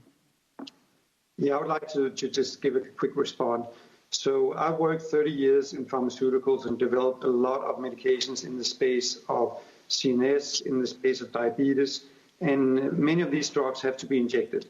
And over that course of 30 years, there's been a tremendous technological development, which has not come cheap and not come easy. Years ago, it would be normal to have a product that was freeze-dried. You would have to reconstitute it in a vial. You would take it out with a syringe, and you would be injecting yourself with a syringe once a day, twice a day, 3 times a day. This would be quite inconvenient, socially not very easy, and it would reduce the quality of life of many patients in those different disease areas, including MS. Now, over the period of time, a lot of work has been put in by the pharmaceutical industry to make it easier for people to take their drugs. And some people who do not know about chronic disease, they'll say, what's the difference? If you take it 3 times a day from a syringe in a vial, or you take an auto-injector once a week or once a month. I can tell you it's a huge difference to people's quality of life and their treatment, because what happens if it's inconvenient, unpleasant to take your medication, then you skip dosing. That's proven in many, many trials. And when you skip dosing, you don't get the efficacy of the drug you need. That means that people have an inconvenient way of the drug get worse. And that's why it's really thank you very much. To get better delivery mechanisms. Okay, thank you. Mrs. Miller, you are now recognized for questions. Thank you, Chairwoman Maloney and Ranking Member Comer, and thank you to all of our witnesses for being here today. We can all agree that patients need access to life-saving cures, and they need these drugs at a cost that will not break the bank. I'm a co-sponsor of H.R. 19, the Lower Costs, More Cures Act, which would help accomplish these goals. Last year, the House passed H.R. 3. The Congressional Budget Office estimated that at the low end, this legislation would prevent 38 new cures from coming to market, while other estimates said it would put more than 100 fewer cures in the hands of patients. Either way, just one less life-saving drug on the market is one too many. What if the cure taken out by H.R. 3 was the cure for leukemia or ALS? We must be able to encourage innovation without the heavy hand of the federal government and put life-saving prescriptions in the hands of the patients at a reasonable price. H.R. 19 would do all of this. Dr. Caforio, how much does your company spend yearly on research and development? Congresswoman, approximately $10 billion. Thank you. Mr. Alles, now I'm going to pose the same question to you. How much does your company spend yearly on research and development? In the last year before Bristol-Myers Squibb acquired Celgene, my recollection is that the total R&D spend was $5.7 billion, which was 37% of our revenue that year. Mr. Schultz, how much money does your company spend yearly on research and development? Teva Pharmaceuticals spends approximately $1 billion per year. Okay, thank you. Now I'm going to ask you all the same question again. Dr. Caforio, how does the cost of research and development affect the pricing of new drugs? It does affect it, Congresswoman, because as I mentioned earlier, our investment in research and development is extremely significant. It's one of the highest in the industry. We know that many of the programs that we work on will ultimately not work. And I have many examples of large, long, and expensive clinical development programs in brain cancer, lung cancer, prostate cancer, and other diseases that have failed. So the need to obtain a return on our research and development investment is one of the important factors impacting the way we think about the price of medicines. Of course, the other one is the issue of patient affordability and making sure that every patient can have access to our medicines. But R&D is an important factor. Okay, Mr. Alles, how did the cost of research and development affect the pricing of your new drugs? In fact, with the scenario at Celgene was quite unique in that almost every disease that we researched was considered an orphan disease. That is fewer than 200,000 patients in the United States per year. So the diseases we've been talking about today, multiple myeloma, myelodysplasia, leukemia, et cetera, these are very rare diseases. In fact, one of our medicines that was approved during the time we were taking price increases on Revlimid is a drug called Idifa, which is for a subset of acute myeloid leukemia, and approximately 4,000 people in the United States per year are afflicted by that biomarker-driven disease. So we targeted these rare unmet needs on the belief, first by the Orphan Drug Act, that we would over time be able to recoup our investment and build a successful company.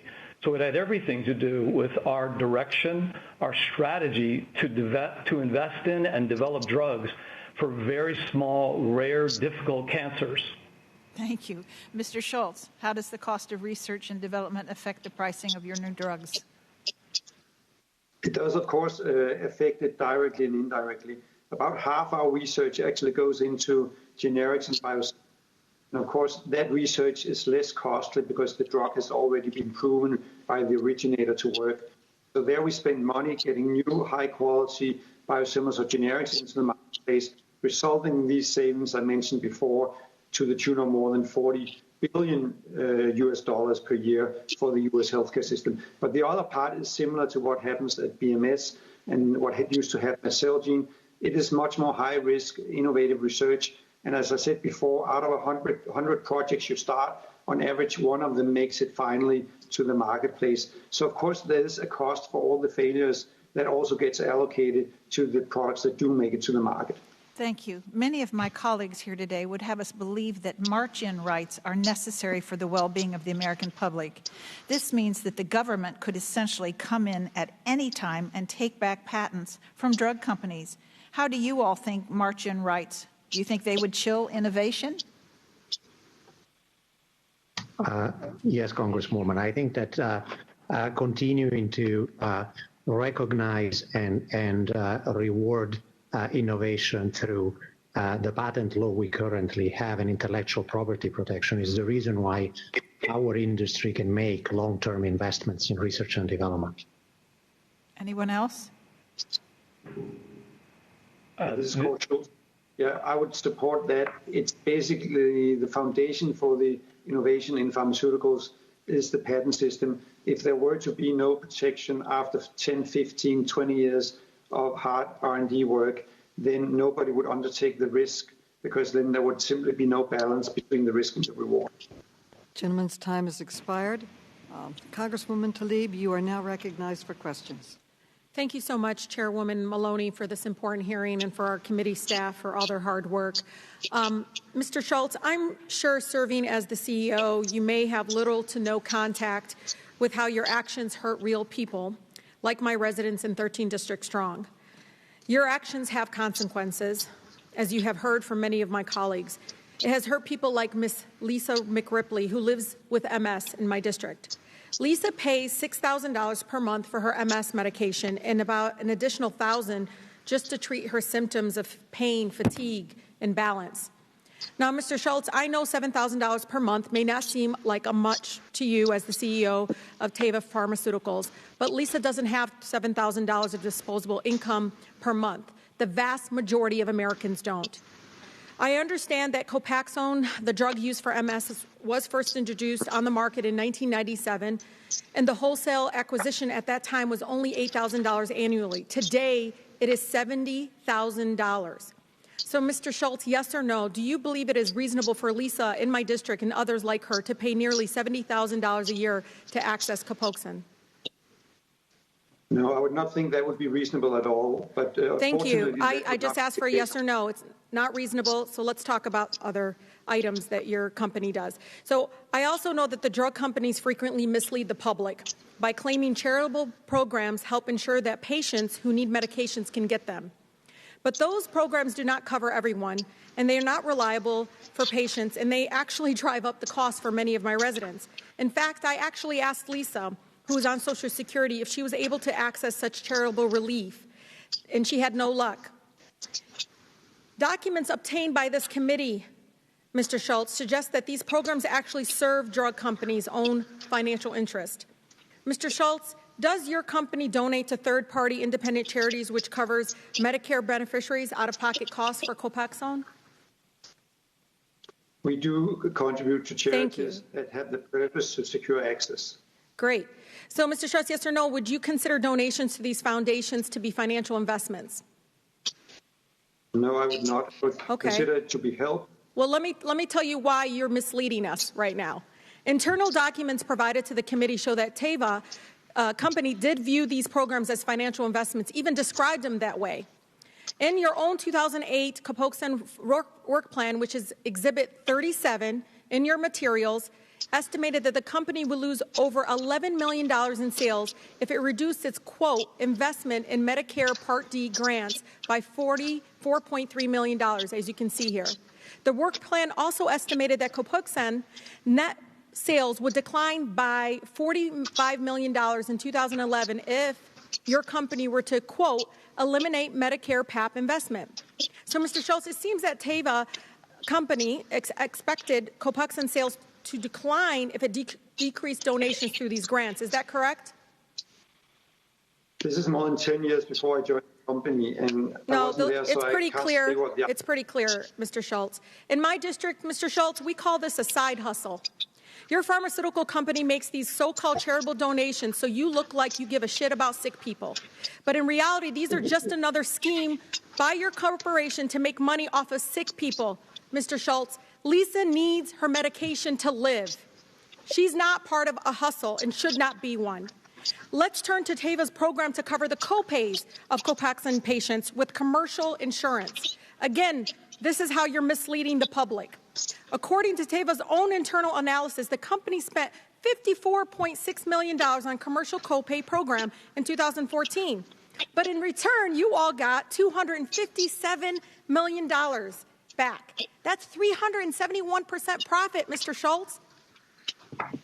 Mr. Schultz, these are companies' own estimates. This is your own documents.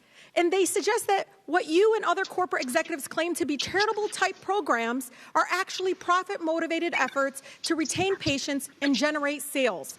I want to close off with Lisa's words, and this is so important because rarely do we put a human face behind so much of the actions by these corporations. Lisa said, quote, "We need this medication to have a decent life. There is no cure right now to MS. So we need this because we want to continue to contribute to society. We want to make an impact." So, Mr. Schultz, you need to go back and actually stop misleading the public and making sure that these drugs, again, have people's quality of life at jeopardy, their right to live at jeopardy. I ask all of you and for my colleagues to please pay attention to many of these documents again submitted to the record. Thank you so much. I yield. Thank you. I now recognize Mrs. Presley. You are now recognized for your questions. Mrs. Presley. Thank you very much, Madam Chair, and I so appreciate that we can continue the work started by our beloved colleague, our forever Chairman Elijah Cummings, in investigating drug pricing. Now, I represent the Massachusetts 7th Congressional District, a diverse, dynamic, and vibrant district, and one of the most unequal in our country. And we certainly see those disparities play out when it comes to health and economics. So let me be clear. The lack of access to affordable, life-saving medications is an injustice. It represents an act of economic violence and an attack on the basic principle that healthcare is a fundamental human right. Across the Commonwealth of Massachusetts, the Massachusetts 7th Congressional District, which I represent, has the highest rate of new diagnosis of multiple myeloma, and Black residents are more than twice as likely to die from the disease than white residents. Now, multiple myeloma is a cancer that compromises an individual's immune system and places them at increased risk, especially during the ongoing coronavirus pandemic. Revlimid is a drug used to treat multiple myeloma. Unfortunately, due to no reason other than greed, the company Celgene raised the price of this life-saving drug from $215 to $719. Mr. Alles, I appreciate your succinct answers with my colleagues, and so I will ask the same from you in my line of questioning. So, Mr. Alles, for the record, yes or no, do you believe that pharmaceutical companies should prioritize people over profit? We can only do well by doing good. Yes or no? We have to take care of people for us to be able to be successful. So we have to prioritize people and the medicines we develop for the diseases they have if we're going to be successful. Okay, well, that wasn't a yes or no, so I'll take that as a no. According to documents from our investigation from 2009 through 2018, Revlimid generated $51 billion in net revenues, including $32 billion from the U.S. alone. Now, to understand how Celgene accumulated such massive revenue, let's follow the money from the beginning. So Revlimid was developed from a precursor drug called phthalimide, which Celgene acquired in 1992. Mr. Alles, was thalidomide a new drug when Celgene acquired it? Thalidomide was not a new drug when we licensed it from Rockefeller Institute. In fact, it was an old drug that had a very notorious history causing birth defects. So it's been used since the 1950s. And in 1996, a researcher found that the drug was effective in treating multiple myeloma. So, Mr. Alles, did you know this study was funded by a grant from the National Institutes of Health with taxpayer money? I was not aware specifically that the only funding was an NIH grant, but I would not be surprised in 1996 if some funding was provided by the government. We're claiming my time. I'm sorry, I'm running out of time. So then through 3 different studies, researchers found that a chemical variation of thalidomide, which would later be named Revlimid, was even more effective in treating multiple myeloma. So later, more investigators working at the Mayo Clinic and a cancer research collaborative showed that Revlimid worked with another drug to treat newly diagnosed patients. So, Mr. Alles, did you know these studies were also funded by NIH with, once again, taxpayer money? Congresswoman, I do not know the studies you're referring to specifically, but what I can say is that the development of Revlimid and the discovery of Revlimid in its initial form was something that Celgene uniquely discovered. After that, I agree with you that multiple studies were done with academia. Just reclaiming my time. It was only after these numerous federally funded studies that Celgene invested in the trials needed to obtain FDA approval. Isn't that right, Mr. Alles?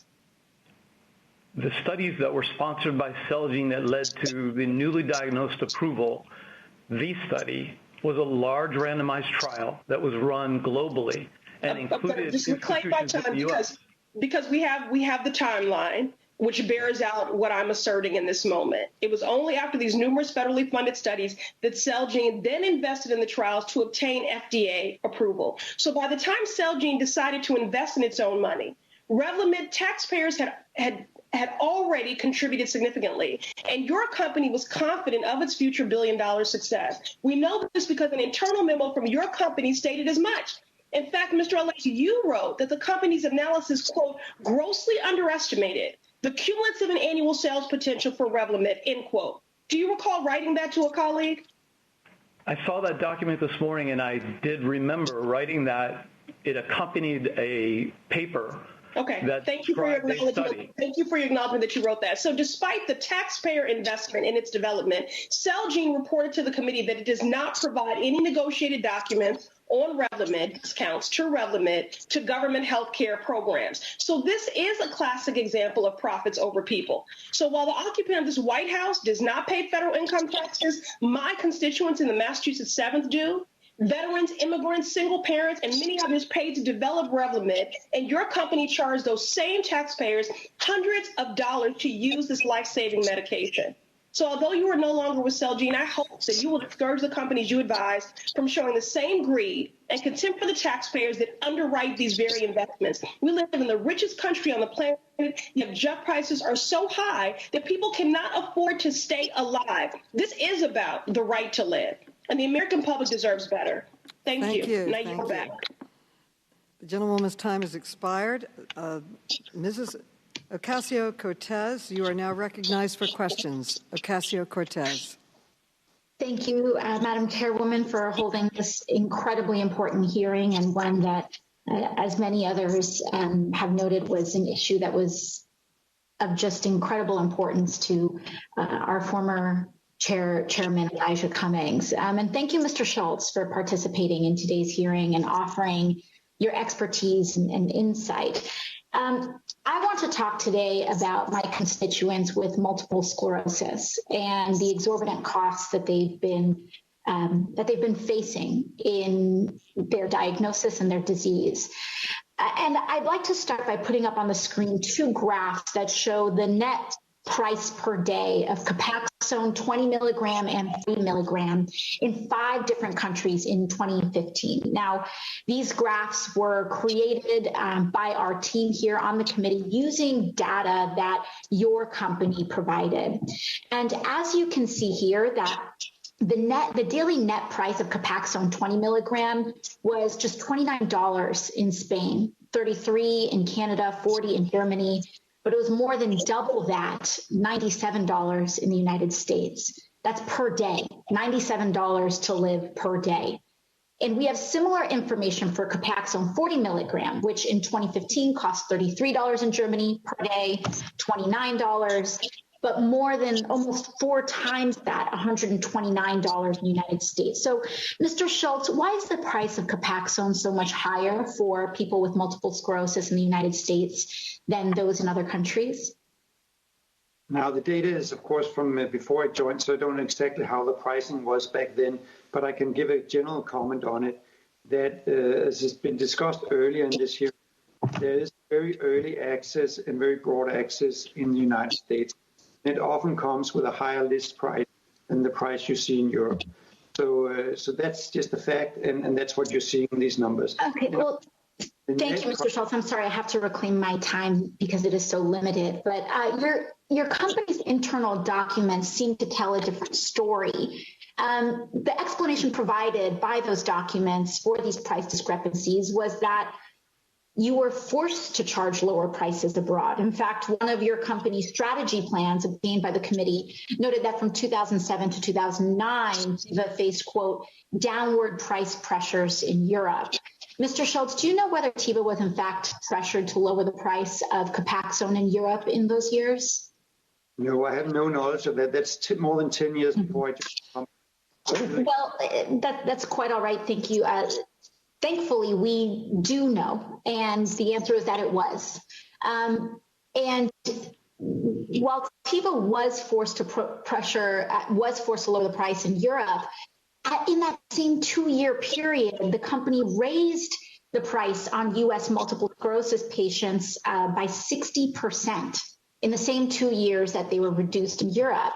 And when generic products entered the market in 2017, the U.S. list price started to finally steady. But outside of the United States, the availability of generics actually resulted in a decrease in the list price. So, Mr. Schultz, isn't it the case that most European countries use some form of price negotiation based on external reference pricing?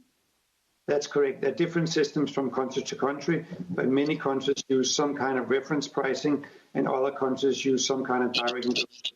I see. And is that why Teva lowered prices abroad but not in the United States? No, you can't look at it that way because in the United States you have this strange system that you have a WAC price, which is a list price, which is a price nobody ever pays. You have a patient that pays maybe $10 to $50 on a WAC price that might be, and then you have a lot of rebating going to PBMs, I see, to distributors. So it's very opaque in the U.S. So it's my understanding that your testimony today is that European countries having price negotiation and the United States not having price negotiation has nothing to do with the fact that Copaxone is almost 4 times the price in the United States than it is in countries like Spain or Germany or Canada? No, I wasn't saying that. I was saying that the system is different. And in the U.S., you have many different parties negotiating, whereas in many European countries, you're only negotiating with one party. And typically, if there's a big volume on the table, then, of course, your negotiation position will change. That's also why the consolidation of PBMs has led to higher discounts. Thank you. And Mr. Schultz, I have one last question. Even with charging those lower prices, does Teva turn a profit in Europe? Yes, Teva has overall for the total business a profit in Europe, yes. Thank you.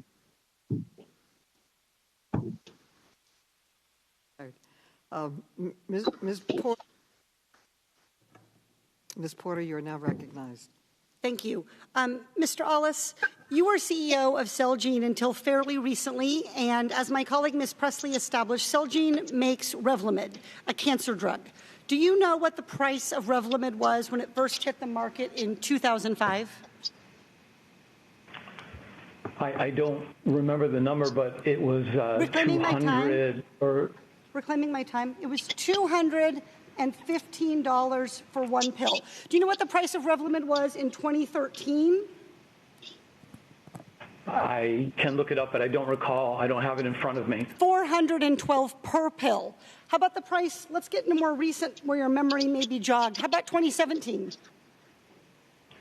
I would say approximately $700 a pill, but I don't have it in front of me. $719 per pill, and today, Revlimid costs $763 per pill.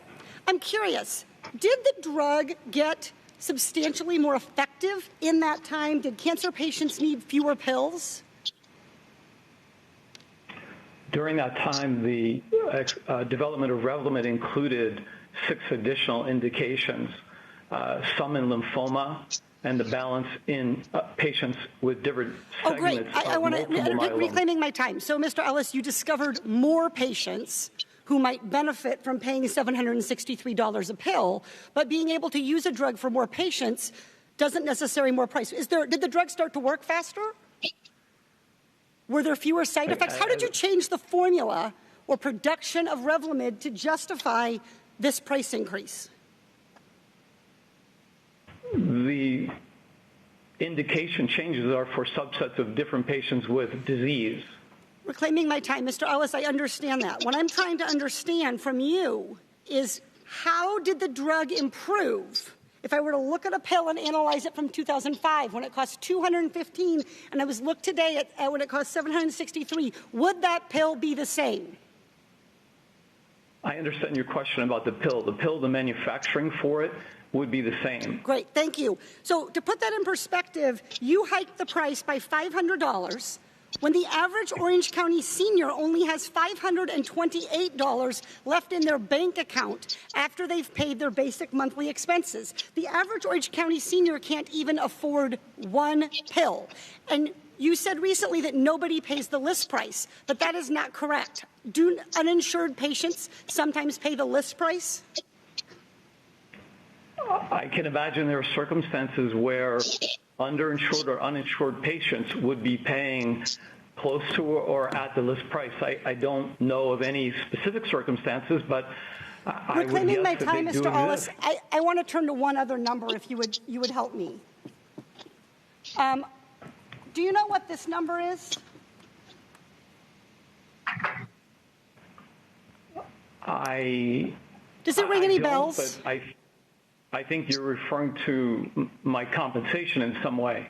Yeah, well, in some way. This was your compensation in 2017 for being CEO of Celgene, and that's a lot of money. It's 200 times the average American's income and 360 times what the average senior gets on Social Security. Now, of that 13 million, about 2.1 million came from your company hitting yearly earning targets. And more than half of the bonus formula was based on those targets. Any increase in the price of Revlimid would also increase your bonus by increasing earnings. Isn't that right, Mr. Alles? If revenues increased and expenses did not, then earnings would be enhanced. Thank you. Mr. Alles, in fact, the Oversight Committee found that if you hadn't increased the price of Revlimid, you wouldn't have gotten your bonus. Mr. Alles, do you know how much you personally received in bonuses over 2 years, the last 2 years, just because Celgene raised the price of this one drug, Revlimid?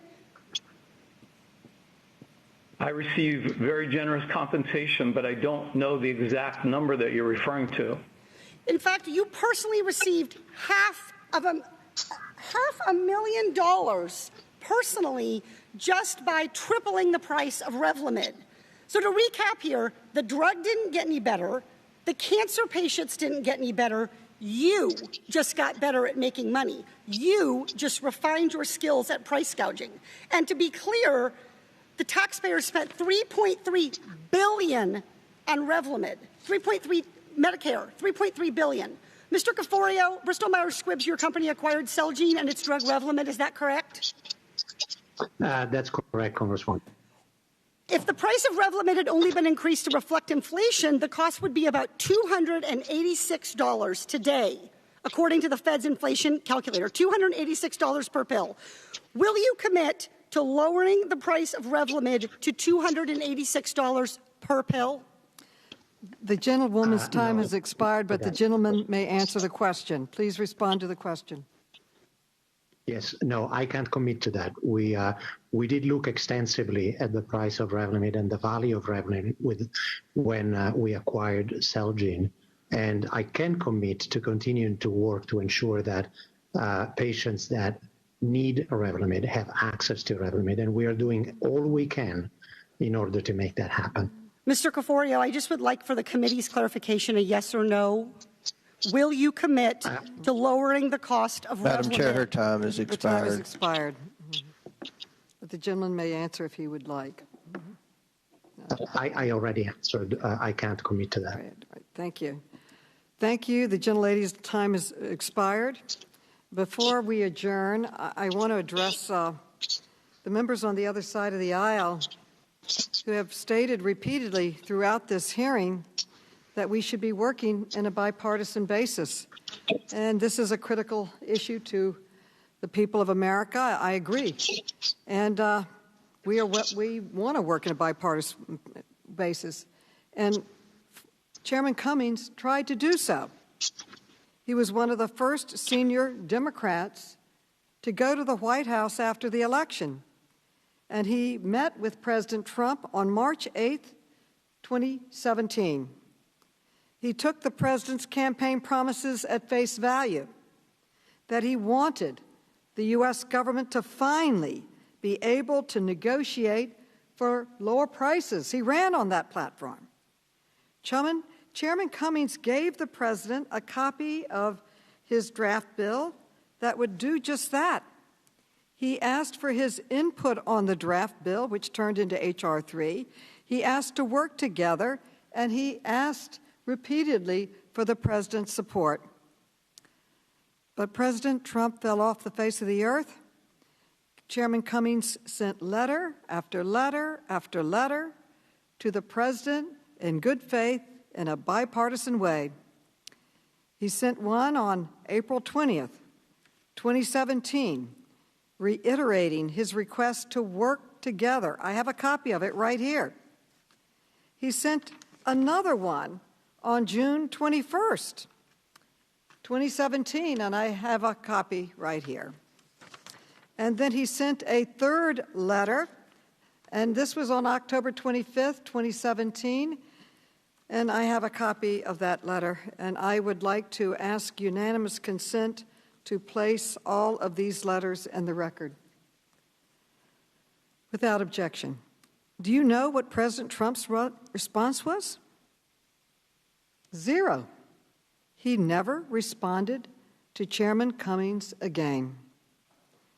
He broke the promise he made during the campaign to support legislation to finally let Medicare negotiate, and he broke the pledge he made directly to Chairman Cummings in the White House to work together in a bipartisan way. So to my colleagues who are complaining that we didn't work on a bipartisan basis, you should be directing your criticism directly to the president. He is the one who went back on his promises, and he is the one that refused multiple times the efforts by Chairman Cummings to work together.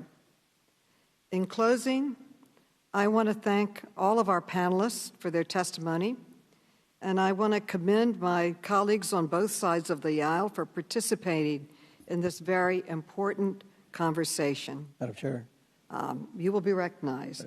Tomorrow we will continue this conversation with part 2 of our hearings on the skyrocketing price of prescription drugs. And at that hearing, we will finally hear from 3 more drug company executives from Amgen, Mallinckrodt, and Novartis. So I look forward to seeing all of you tomorrow at 10 o'clock, and I recognize for comments my distinguished colleagues, and know that without objection, all members have 5 legislative days within which to submit additional written questions for the witnesses to the chair, which will be forwarded to the witnesses for their response. And I ask the witnesses to respond promptly as they are able, and I recognize my good friend and colleague, the ranking member of the committee, for his closing comments and thank him for his participation and his willingness to work in a bipartisan way. Well, thank you, Madam Chair, and that is true. We sincerely want to work together.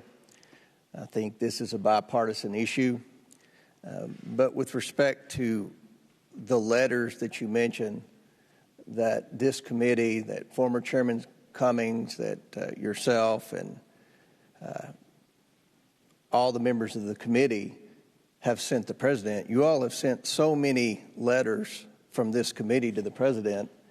I would say that they view that as junk mail because they get so many letters from this committee.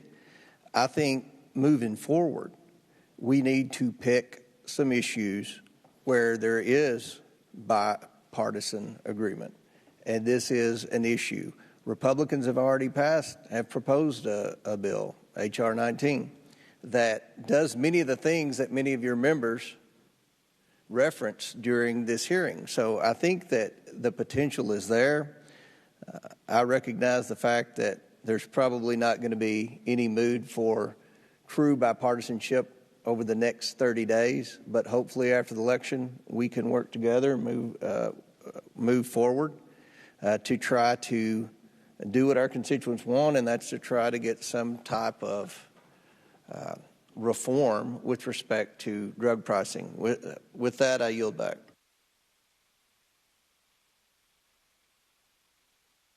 Thank you for your participation, your comments, and I will see you tomorrow at 10 o'clock. This meeting is adjourned.